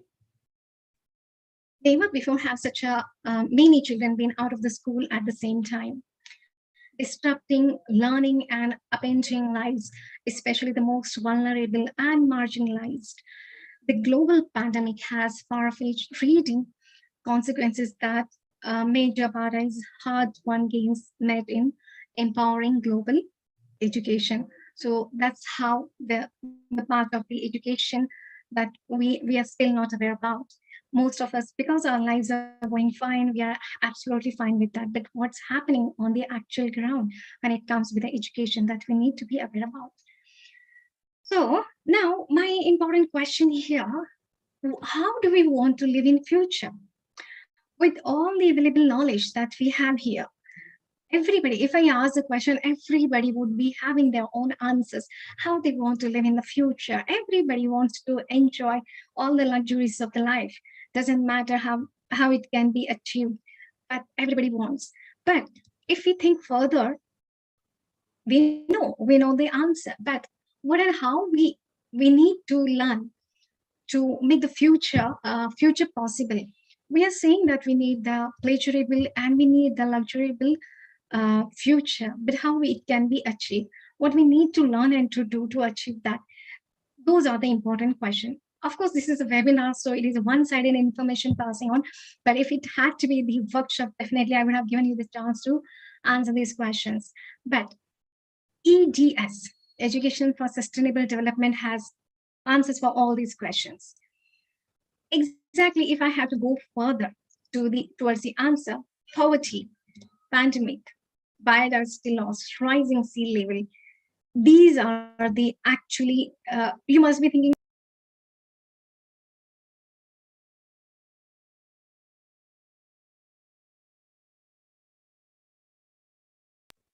I guess I was muted. You are unmuted. Yeah, now you're fine. Now it's fine. You're unmute now. Yeah. Thank you. Please continue. Thank you. So the answer for this question, these questions, we need to understand through these situations that I have just shown you on the screen. Poverty, pandemic, biodiversity loss, and rising sea levels. These are actually recognized in 17 Sustainable Development Goals Agenda 2030. Education for Sustainable Development addresses these interconnected global challenges that we are facing, and also believes that it can be solved only when we work together. As it's a high time that we all need to be united for the sustainable development. We all need to work together to preserve our planet for future generations. We need education to help us learn how it can be acted upon. Through EST, we acquire knowledge, value that help us to understand complex interrelated challenges and risks. EST involves many perspectives that we discussed before the presentation. It's about making thoughtful changes and gaining experience in acting for your values at home, in your local communities, at the national and international level. With EST, we strengthen our society for the future. Going further, what UNESCO does for the sustainable development. We just have seen what is sustainable development and what are the problems and what could be the things and the rest of the issues. But what UNESCO does for EST, that we need to understand, that is the important point here. My topic was the same, that education for sustainable development. I would have spoken about the similar stuff, that what is this and that, but our eminent speaker already had flashlight on that. So I thought, let me change a bit of the things that will help you to understand apart from the already gained knowledge. So what UNESCO does? UNESCO does here, they have come up with the 5 policies or the 5 priority actions. Priority 1 is the advancing policy. They decide to advance some policies. Then how transforming learning will be taken place in the sufficient environment or the nourishing environment. Then building capacities of educator for the sustainable development. And then finally, empowering and mobilizing youth, how that is connected to EDS will be seen, and accelerating local level action. So these are the 5 things, 5 action plans that ESD generally, they took initiative for that to make things better for ESD. Advancing policies. Now, what are the policies? I'm not going to say what are the policies they have done, but I'm just going to throw the light on what are the exact function that UNESCO does here. Policy makers, UNESCO make some policies, and these policy makers have a special responsibility in bringing out the massive global transformation, which is quite needed to engender sustainable development today. So the policies should be enough good. They are instrumental in creating the enabling environment for the successful.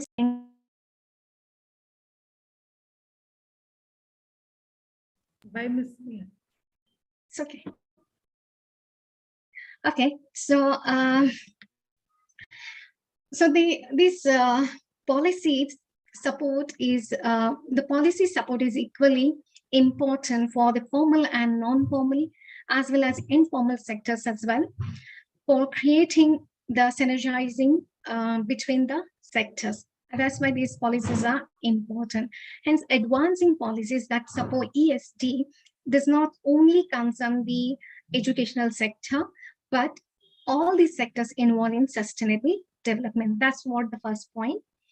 The next point about the UNESCO does is the transforming learning environment. Now, what exactly is that? UNESCO expects learning should happen in a proper environmental for the quality education. Doesn't mean to avail all the facilities of the five-star infrastructure, but the surrounding for the instruction should be enough good and relevant that pupil will get the exact message through the learning. So they provide some teacher's guide, how the teachers are supposed to make this learner understand the exact problem, the natural crisis that we have. So that teacher's guide provides an overview of what it means for learners to become the global citizen and of how learners can contribute to sustainable development. Ideas for classroom activities that can help secondary school students to develop knowledge, then developing knowledge, skills, values, then attitude and behaviors that all are promoted through ESD. So that is how we need to, from these pictures, you must be understanding what exactly the message UNESCO is trying to give us through ESD. The third point is that when we as an educator, we are supposed to be the the person who is capable of so many qualities. How to develop those qualities? There are certain areas if we look into and we work on, that definitely will make us the good educators as well, and that will help us to make our future generation or the pupil learn things in a better way. So in short, I would say that educators remain the key actors in facilitating learners transition to sustainable ways of life. It's an age where information is available everywhere and their role is undergoing great change. So educators in all the educational setting can help learners understand the complex choices that sustainable development requires and motivate them to transform themselves and the society. In order to guide and empower the learner, educators themselves need to empower and equip with the knowledge, skills, values, and behaviors that are required for the transition. All these things are mentioned on the slide, that all the educators, those who are available here, they must be understanding the exact part that I'm mentioning here. Now, these are a few of the steps that the educators should look into. I would suggest few of the steps also apart from these capacity buildings, like in the class, if they adopt some teaching techniques like simulations, class or the group discussions, issue analysis techniques, or the storytelling.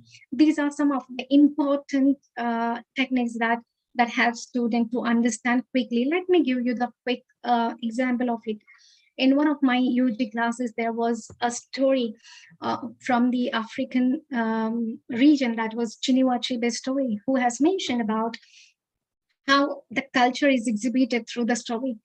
The culture, the distinguishing factor of the culture. I'm not going to just hit the nail on that point because that's very, it's not, this is not the right platform to talk about. But yes, the storytelling is the important one, that through that we can make people understand the exact point. So we can utilize these techniques and, we can build our capacities. So that's how UNESCO is actually mentioning.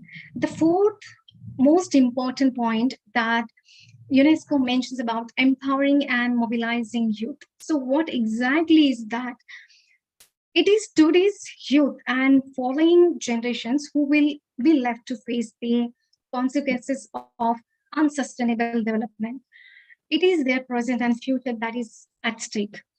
In return, if these people are becoming increasing vocal and active, demanding urgent and decisive changes, and holding our world leader accountable for this, in particular to address the climate crisis. Probably the things would be changing.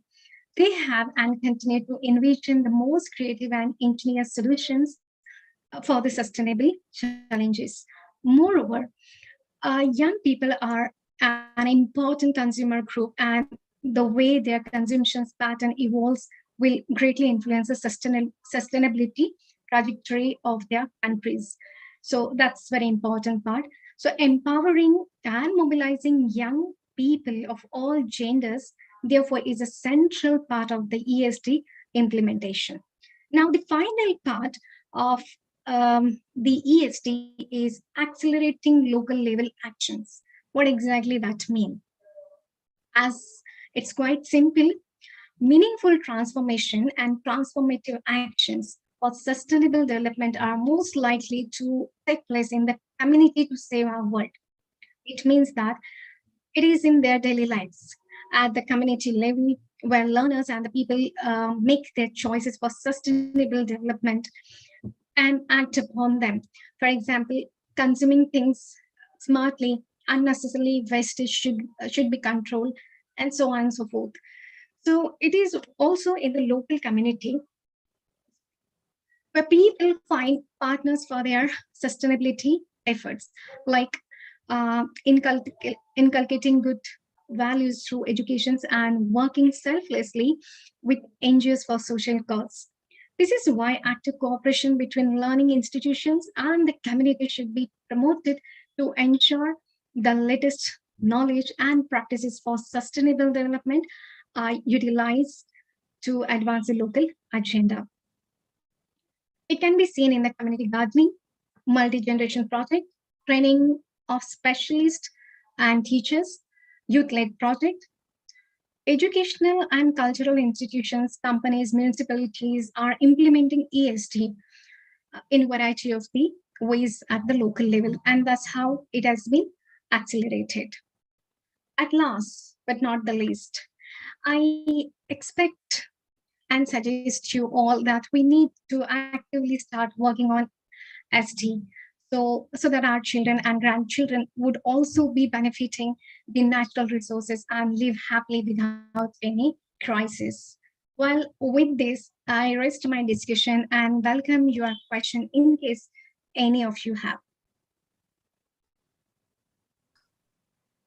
Thank you so much, ma'am. So it was such an encapsulating session, I would say. We began from cultural heritage, we came down to women equality, then we ended at the importance of educators in the entire cultural heritage sustainability.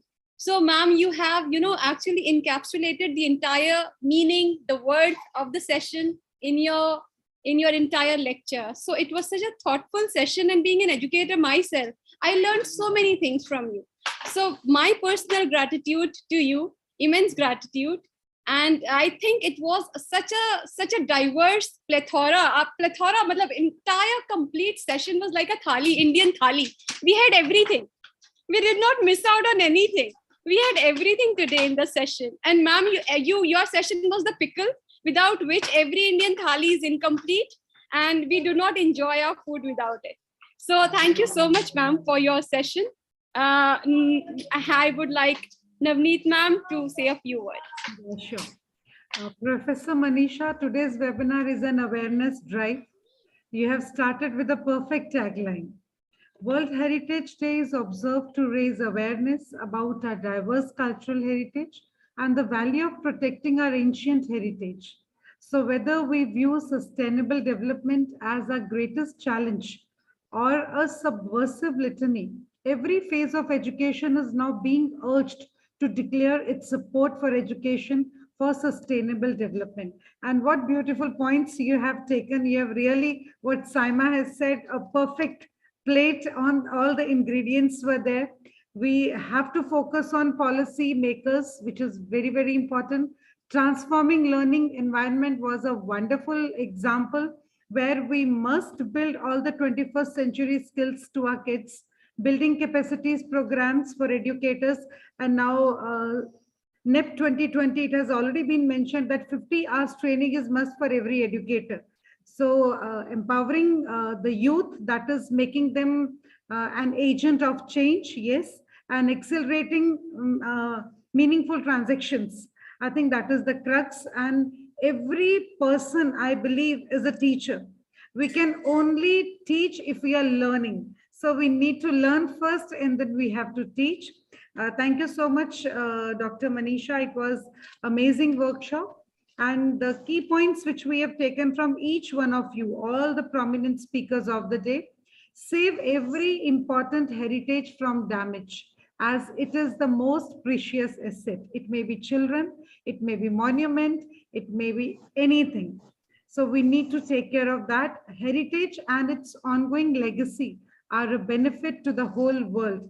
So it is our duty to sustain and take care of each and everything. At the end, I pay gratitude to every speaker who have explained every topic with proper research and facts that you can see from the demand in the chat box. Everybody was saying, please share the PPT, and given us a vision and of course a mission to sustain the development of World Heritage. I'm thankful to Team ICERT, our chairperson, Sir, Dr. Sandeep Singamarji, our secretary, Dr. Sandeep Sehagji, our public relation head, Mr. Reddy, full technical team, support team, core team. You all are making, you know what, you are giving us a platform which is full of creativeness, inquisitiveness, and you're making us a great, great entrepreneur of humanity. So we are thankful to you for giving this beautiful platform to all of us. And last but not the least, the beautiful, dynamic, on-the-spot orator skills, quick analyst with great articulation. That is today's moderator, Madam Saima. You have truly touched every heart. Your promptness is amazing. Kudos to you. Rather, kudos to every speaker, Mr. Tran, Madam Sabia, and Manisha. Wonderful. See, this is the beauty of ICRT team. It's like different flowers. I don't know from where they choose these flowers. I'll request Mary Abayo to please mute herself. Mary Abayo, if you can mute, please.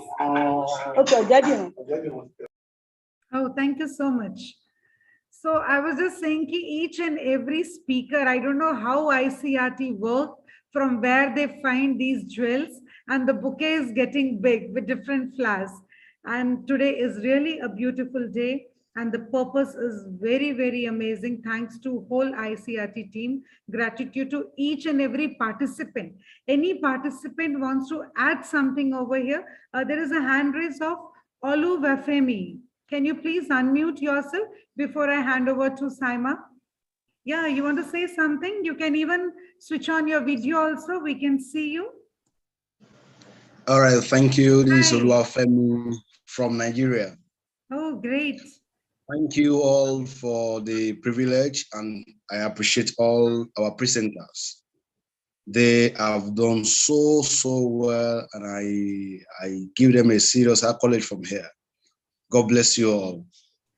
Thank you. Thank you. Yes, my major concern about cultural heritage. I see education as a major factor to promote, to sustain, and secure the future of education anywhere in the world. So I don't know what we can do to revitalize our culture that the influence of Western education had tried to degenerate. I don't know the advice our prof can give to us, Professor Manisa. I don't know the advice he's going to give on that, because this has been a major passion for me. I am very passionate about that, looking at the cultural heritage of our educational system of old and what we have now. In those days, we advocate for moral values, especially in Africa, where I hail from here. We advocate more for moral values, ethical culture, and this learning to live together. I believe UNESCO got that idea from African educational structure. So what can we do to revitalize that so that we can go back without losing the influence the Western education already has on us. What can we do? Thank you. That's my question. Manisha, you'll answer? Yes, of course. I would love to answer this question.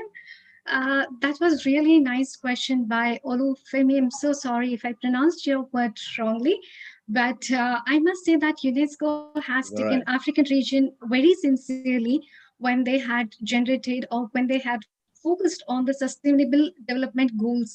So as they had mentioned about the ED as educational sustainable goals, development goals, into that they had mentioned that if we inculcate our culture through the practical educations, that will help and save the future. Now the thing is, with the modern education, we just have given a lot of importance to the factual data and the information and how things can be running on it. But along with that, if we just take the risk of not being benefited at the utmost level, but we are ready to accept a bit of less benefit and give the priority to the value, that will help our generations and the further things. I think as far as I understood your question, this is what the answer I think it. If I'm sounding right to you, please let me know. Hello. All right. Thanks so much. Thank you. Thanks so much. Wonderful explanation, Dr. Manisha. Olufemi, you have really raised a very touching question. COVID has come, tsunami can come, any disaster can come. But what we are instilling in our children, in the society, in the youth, that is very, very important. Manisha had just touched the values. This is very, very important. When you think beyond, your level, when you think, there's a beautiful movie in Hindi, Chak De India. I'll just explain. In that, the hero says, whatever you do, first you need to do something for your nation. And if any capacity is left, then work for your team. If again there is any capacity left, then think about yourself. In COVID time, in any disaster time, this happens. When that fragrance of humanity is alive in us, we always think beyond, we always think out of the shell, and we always keep ourselves at the back and we work for others.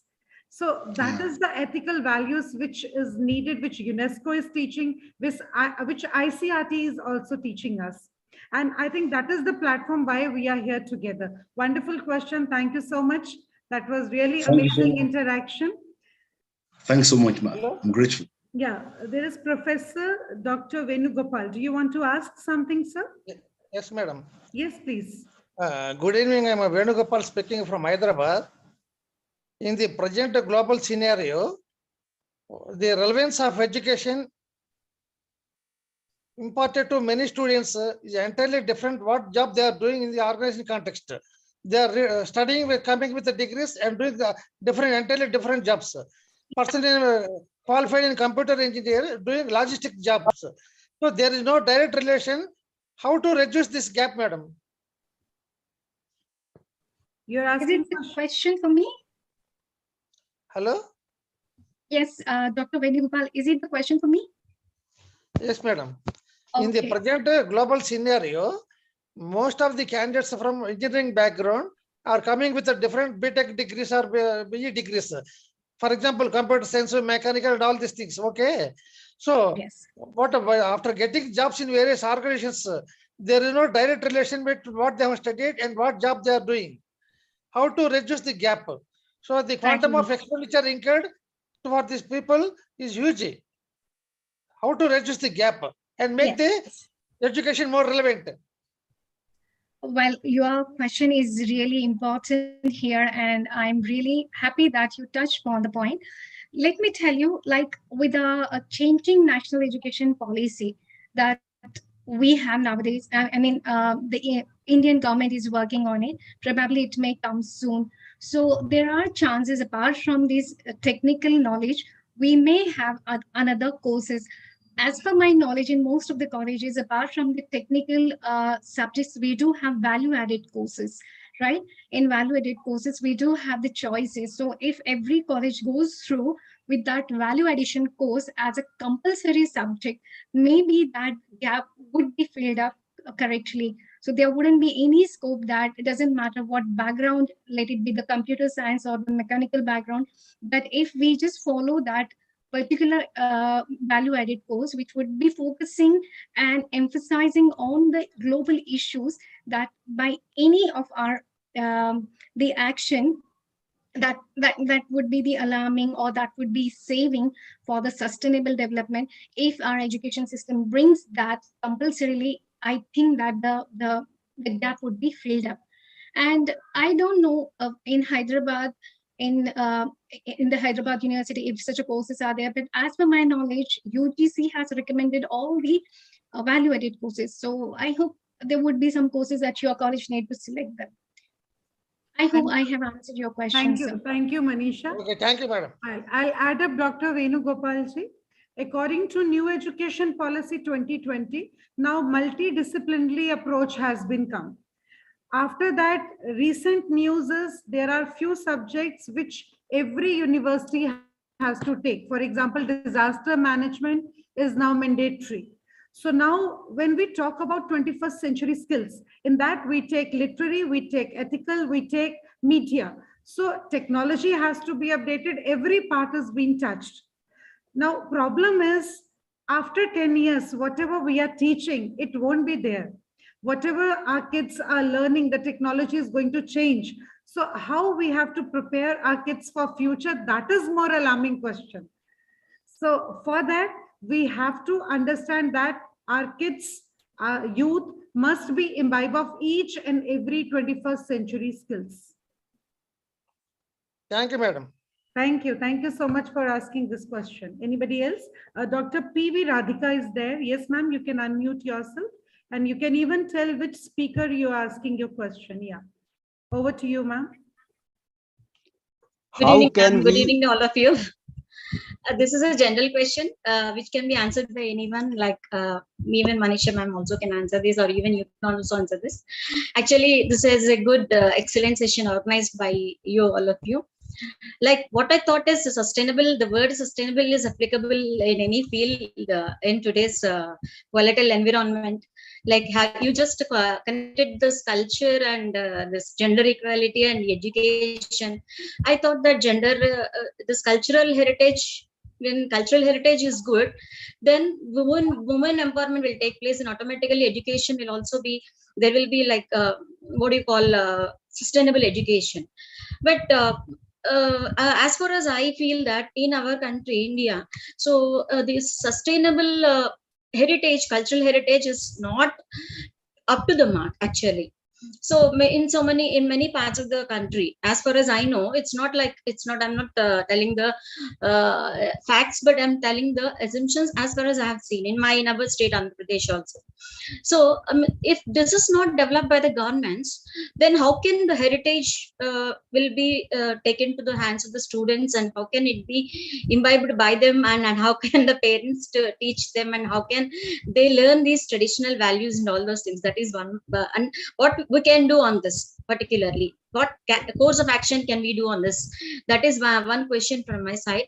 And another question is, actually in my childhood days, we used to have ham radios and all those things. Like whenever we get a flood or something like that, we used to have the ham radio training and all those things. As you said, today as we are progressing, we used to have new methods of techniques and developing things which we are following to challenge the disasters. So disaster management should become a part of the curriculum, I think, from the primary school level. I think so, because primary school is I should say that I'm an assistant professor and I'm a psychologist also. Primary school is a stage where till 12 years, they'll have the more comprehending abilities, so that they can understand them more well. So if they can include it in the primary curriculum, it will be good. Is this suggestion feasible or not? These are my two questions from my side. Thank you so much. Any of the speaker, Mr. Tran, if you are there, 4 years you have been there. Ma'am's question is how our students are going to sustain this development process in the school. If you can answer, Mr.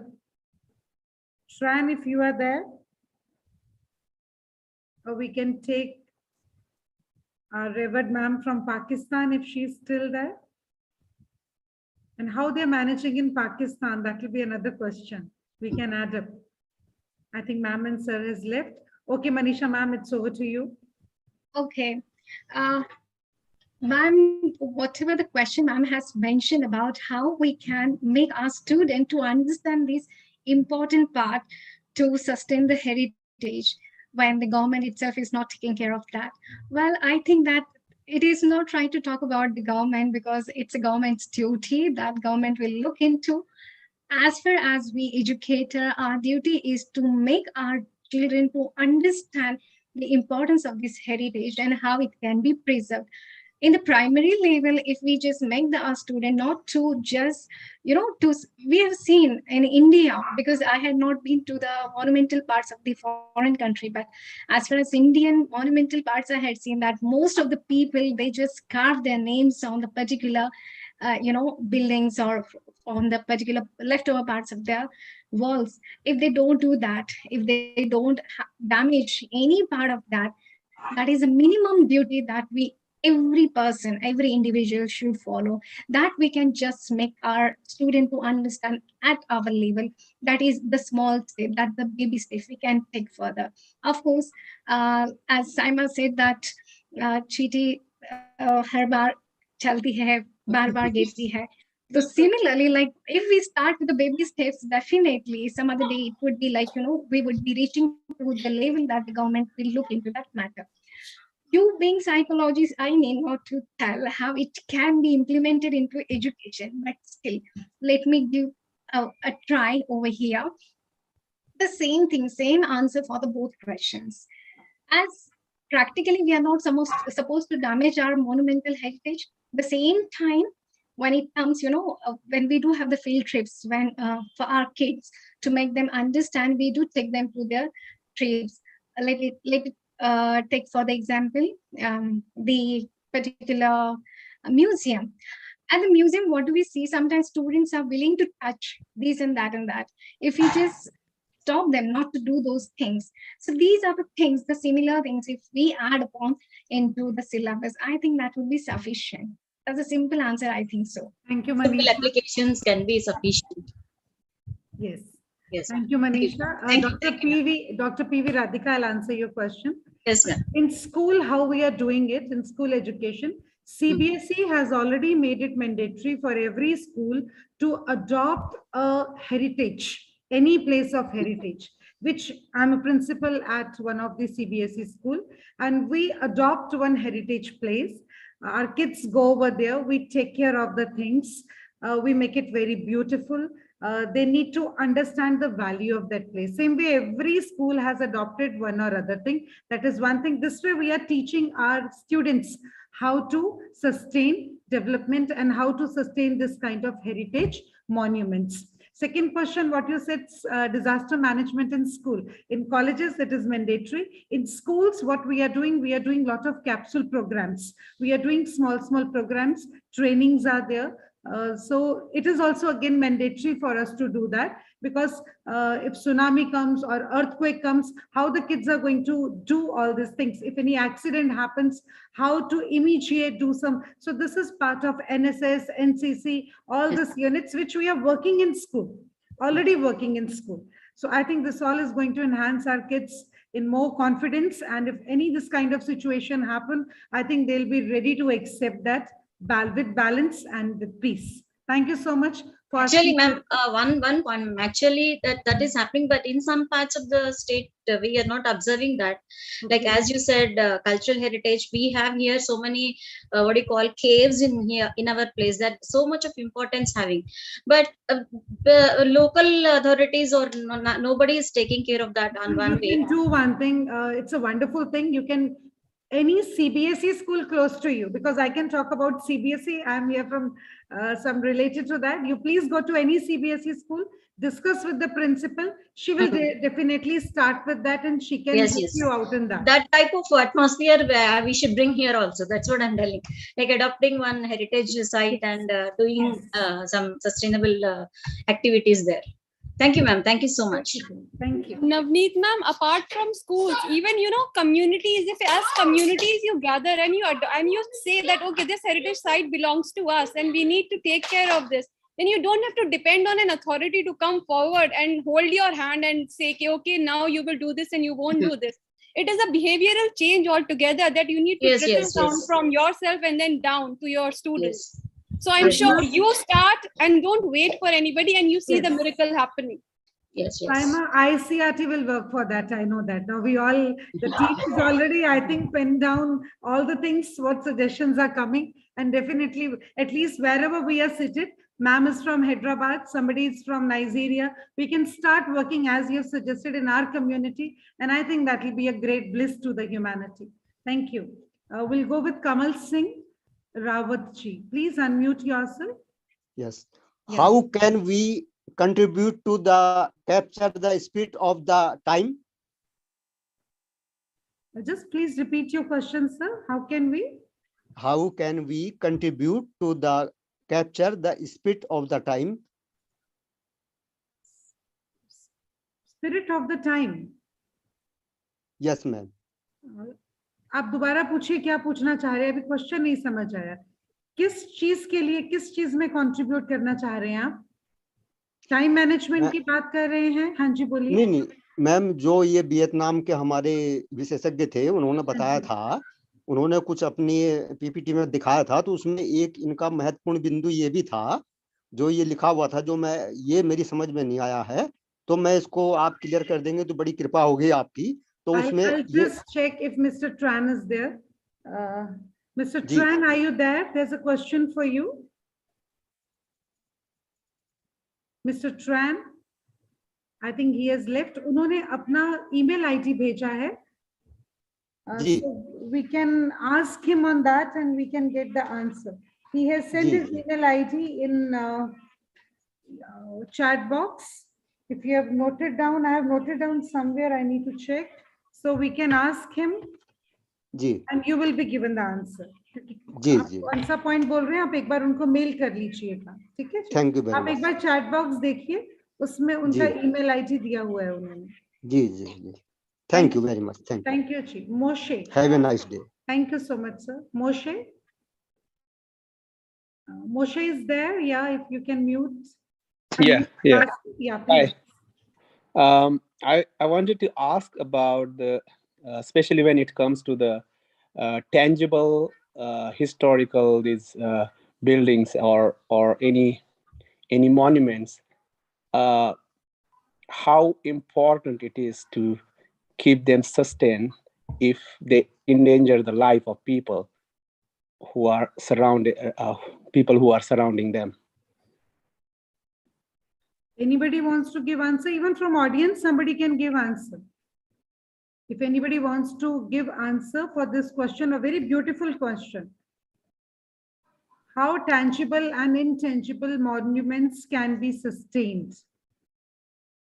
And the reflection of that, which is very, very important. Anyone from the audience, anybody wants to reply?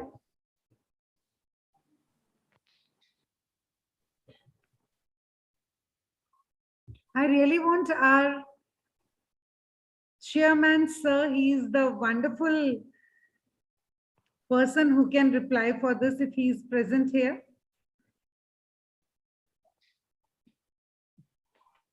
I really want to invite sir on the board if he is here, Dr. Singamarji, because he is a great honorable member of human rights who's working a lot for the heritage. I think sir is not there. Sure, yeah. Hello. Hanji ma'am, please. Yes, Sharmila ma'am, you can answer. Good evening, everyone. Good evening. To say, if we follow our ancient Indian philosophy where we used to give so much importance to nature, Mother Nature. Yes. We were not exploiting nature, rather appreciating nature or worshipping nature for cooperation. Then I think all these problems of gender disparity and even means maintenance of cultural heritage will be solved. Because we used to consider each and every element of nature an essential part of our life. And if we think about nature, I mean, if we preserve nature, we will not be, doing injustice to women. Because Mother Earth, if we take as an example, she is giving so much to us. I mean, as producer, if we take that thing in mind, we will not be doing injustice to women, because woman is also a producer. Correct. So we are actually forgetting our ancient Indian philosophy, ancient Indian culture, and that's creating all the problem. Thank you, ma'am. Thank you so much, Sharmila, ma'am, what you have touched. Ma'am has touched another point. I'll come back to Moshe after this. Let me complete on what Sharmila ma'am has given, because this is something very close to all the Indians. We believe that we live in nature only. I remember a story of Sita Ma. She is a goddess over here in India. She's worshipped Sri Ram and Sita ji. So when Sita ji was very young, she was around 7 to 8 years old. That time she got angry with all the saints. She was not talking to them. So her father asked that why you're so angry. She just replied that why they are making so many ashrams, so many places, by cutting the trees, by harming the nature. That's why I'm angry. So her father said that they need ashram, they need a place to live. So that is why they are cutting. She said, okay, fine. If they are cutting, they must at least, put 2 over there if 1 tree is cut. That was the theory in long, long years back. Can you understand how our god and goddesses were worshipping nature? In Gurbani, it comes, Pavan Guru Pani Pita Mata Tart Mahat. Pavan is the air. That is Pavan Guru. It is teacher. And this earth is mother. And water is father. So in Indian scriptures, the nature has been given that kind of value of mother, father, teacher. So very truly, Sharmila ma'am, what you have said, if we'll talk about intangible, what Moshe has said, we need to take care of all this.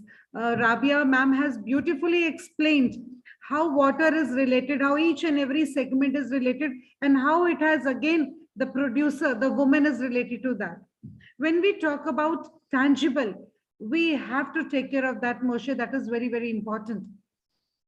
Our roots, our culture, after 20, 25 years, after 300 years, nothing will be there.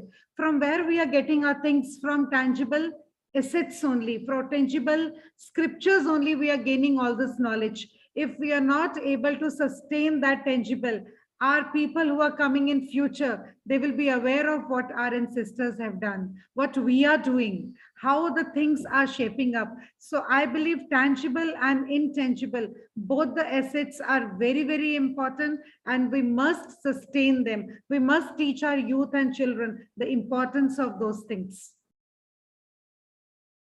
Moshe, I hope I have able to answer your question. Hello, ma'am. Can I answer, ma'am? Yeah, please add. Share my opinion. Yeah, please, ma'am. Actually, the sustainable goals and development go side by side, I think so. Like on the one way, we want sustainable development, and on the other hand, we need to forego some of the things like opportunity costs. And as you told, like the Sita story, the Chipko movement, which was, we have seen the Chipko movements and so many other movements which we have seen in our previous histories. They are all focused on that mother nature should be protected, and even today ecosystem protection should be done. But but consequently, as the question by Moshe Garu, like he's telling that there should be a problem between the tangible and intangible. What I feel is sometimes tangible, what do you call, the monuments are what do you call, destroyed, or something so displaced, something like that. They should be kept in some museums near the, what do you call, near the places where the tourist attraction is more. That's what I feel. And unless it is of quite importance, and unless it is of the, it is not detrimental to the population staying there, that is one. And intangible is something where we that also we have to forego certain times, because as I said, so if we have to have a population, we don't have a full tight of roads, we have to go for a, what do you call this, what do you call, bypass roads. We have to construct that, and we have to cut the trees, that is compulsory. But at the same time, we have to see that there should be some other option for that, where initially ma'am also told that there should be some option where the community should take active participation in that, and should bring that back into the nature, or bring that back into that another tourist place, or some point of attraction where more people visit that, and don't forget about that particular monument or heritage. That's what I'm going to tell. Very true, Dr. Radhika. At least whatever we are left with, we should sustain that. Yes. And I believe that government should also take care, because this is very, very important. It's very much related to government only, because unless government is helpful to us, we cannot do certain things also. Very true.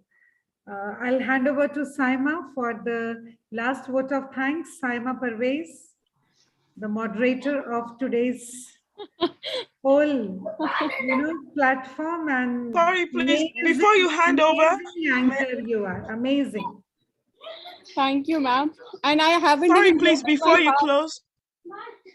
Okay, Olusula wants to say something. Yeah. Saima, let's give chance to her first. Yeah, Olusula, yeah. Okay. Hi. Thank you so much. I'm sorry. Hello, great to meet everyone here.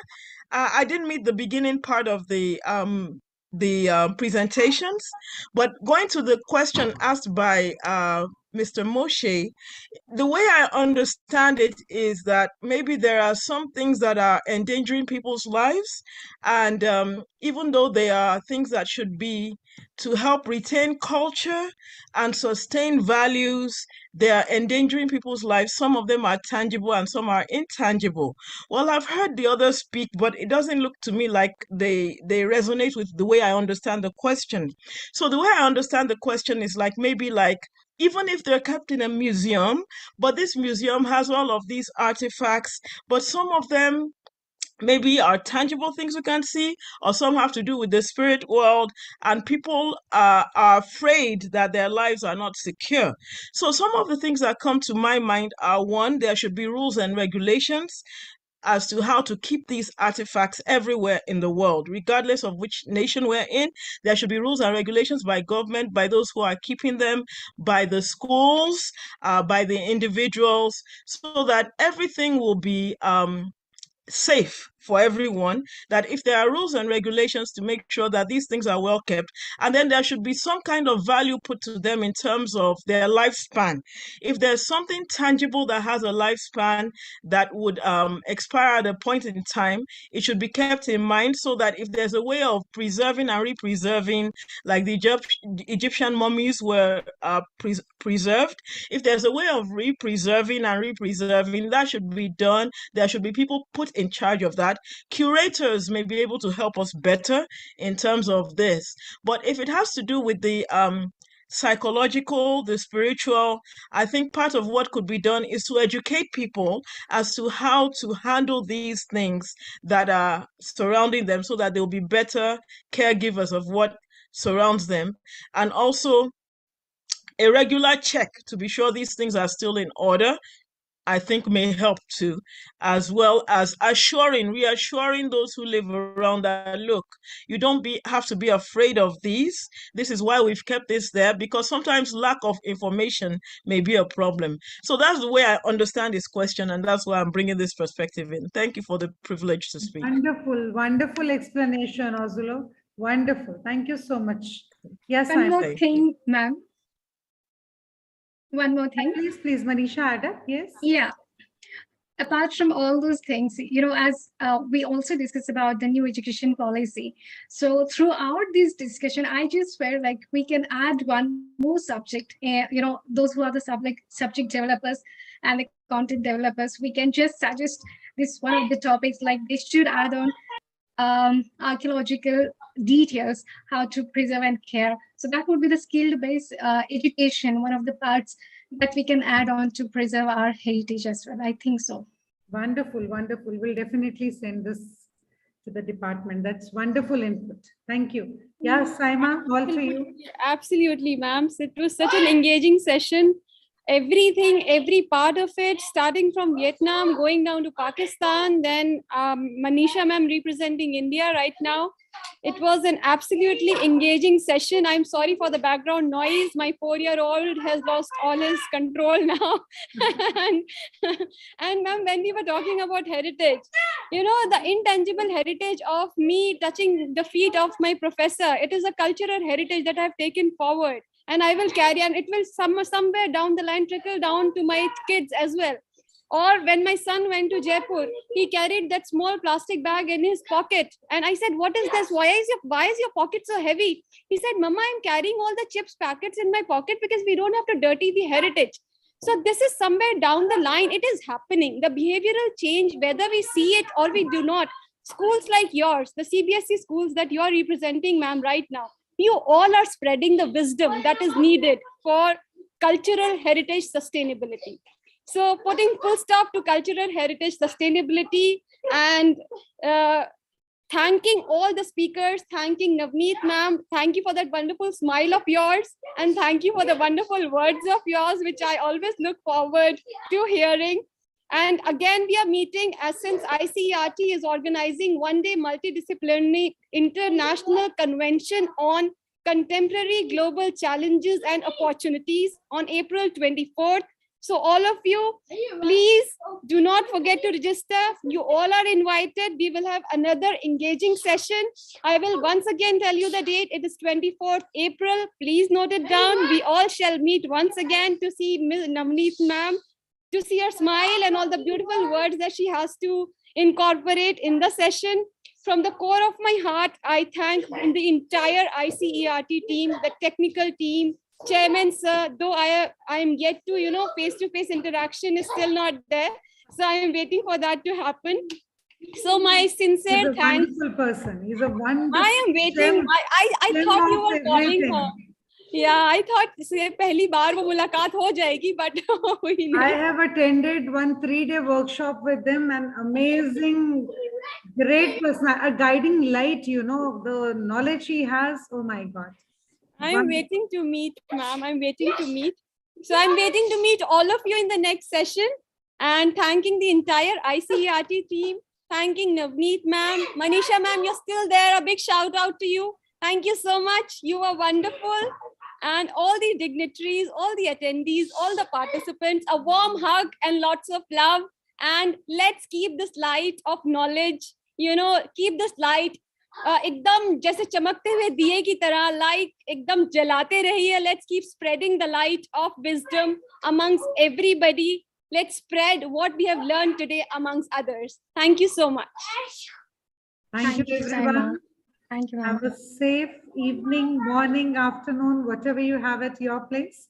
And I really wish that we should meet each other in physical also. Waiting, ma'am. Really waiting. I'm waiting. Me too. When we are leaving, let's switch on our cameras so that I can see each other. We all can. कभी हम मिले तो पहचान तो ले एक दूसरे को. Please, absolutely. Please switch on your cameras and then we can say bye-bye to everyone. Bye-bye, Rapwanki. We have Wansuk, Olusola. We have Dr. Charu Sheila. Wonderful. Great to see you all. We have Glorious Somerset. Great, Glorious. Wonderful to see you. Charu Sheila. Charu Sheila. Okay, great, great, great. We have Rajni Bora over there. Thank you, ma'am, for being there. Raza Rasool. I think you're from Pakistan. So we have got international dignitaries. Abhay is there. From Abhay, India. I'm so proud From to see India. you. From India. Okay, great. Let's see each other. We have Sandeep Kumar. For this nice informative session. Thank you, Rajni Bora. You are always very participative. Thank you so much. Thank you, ma'am. We have with us Vansuk. You want to say something before going? Thank you. Thank you. Okay, Alufami is there. Thank you so much. Thank you. That's wonderful. It's our privilege. Thanks to ICRT. See you next time. Bye-bye. Hari Krishnan ji, thank you. Thanks, and very informative. Thank you, Hari Krishnan ji. I'm just checking other pages also. Still we have 99 participants.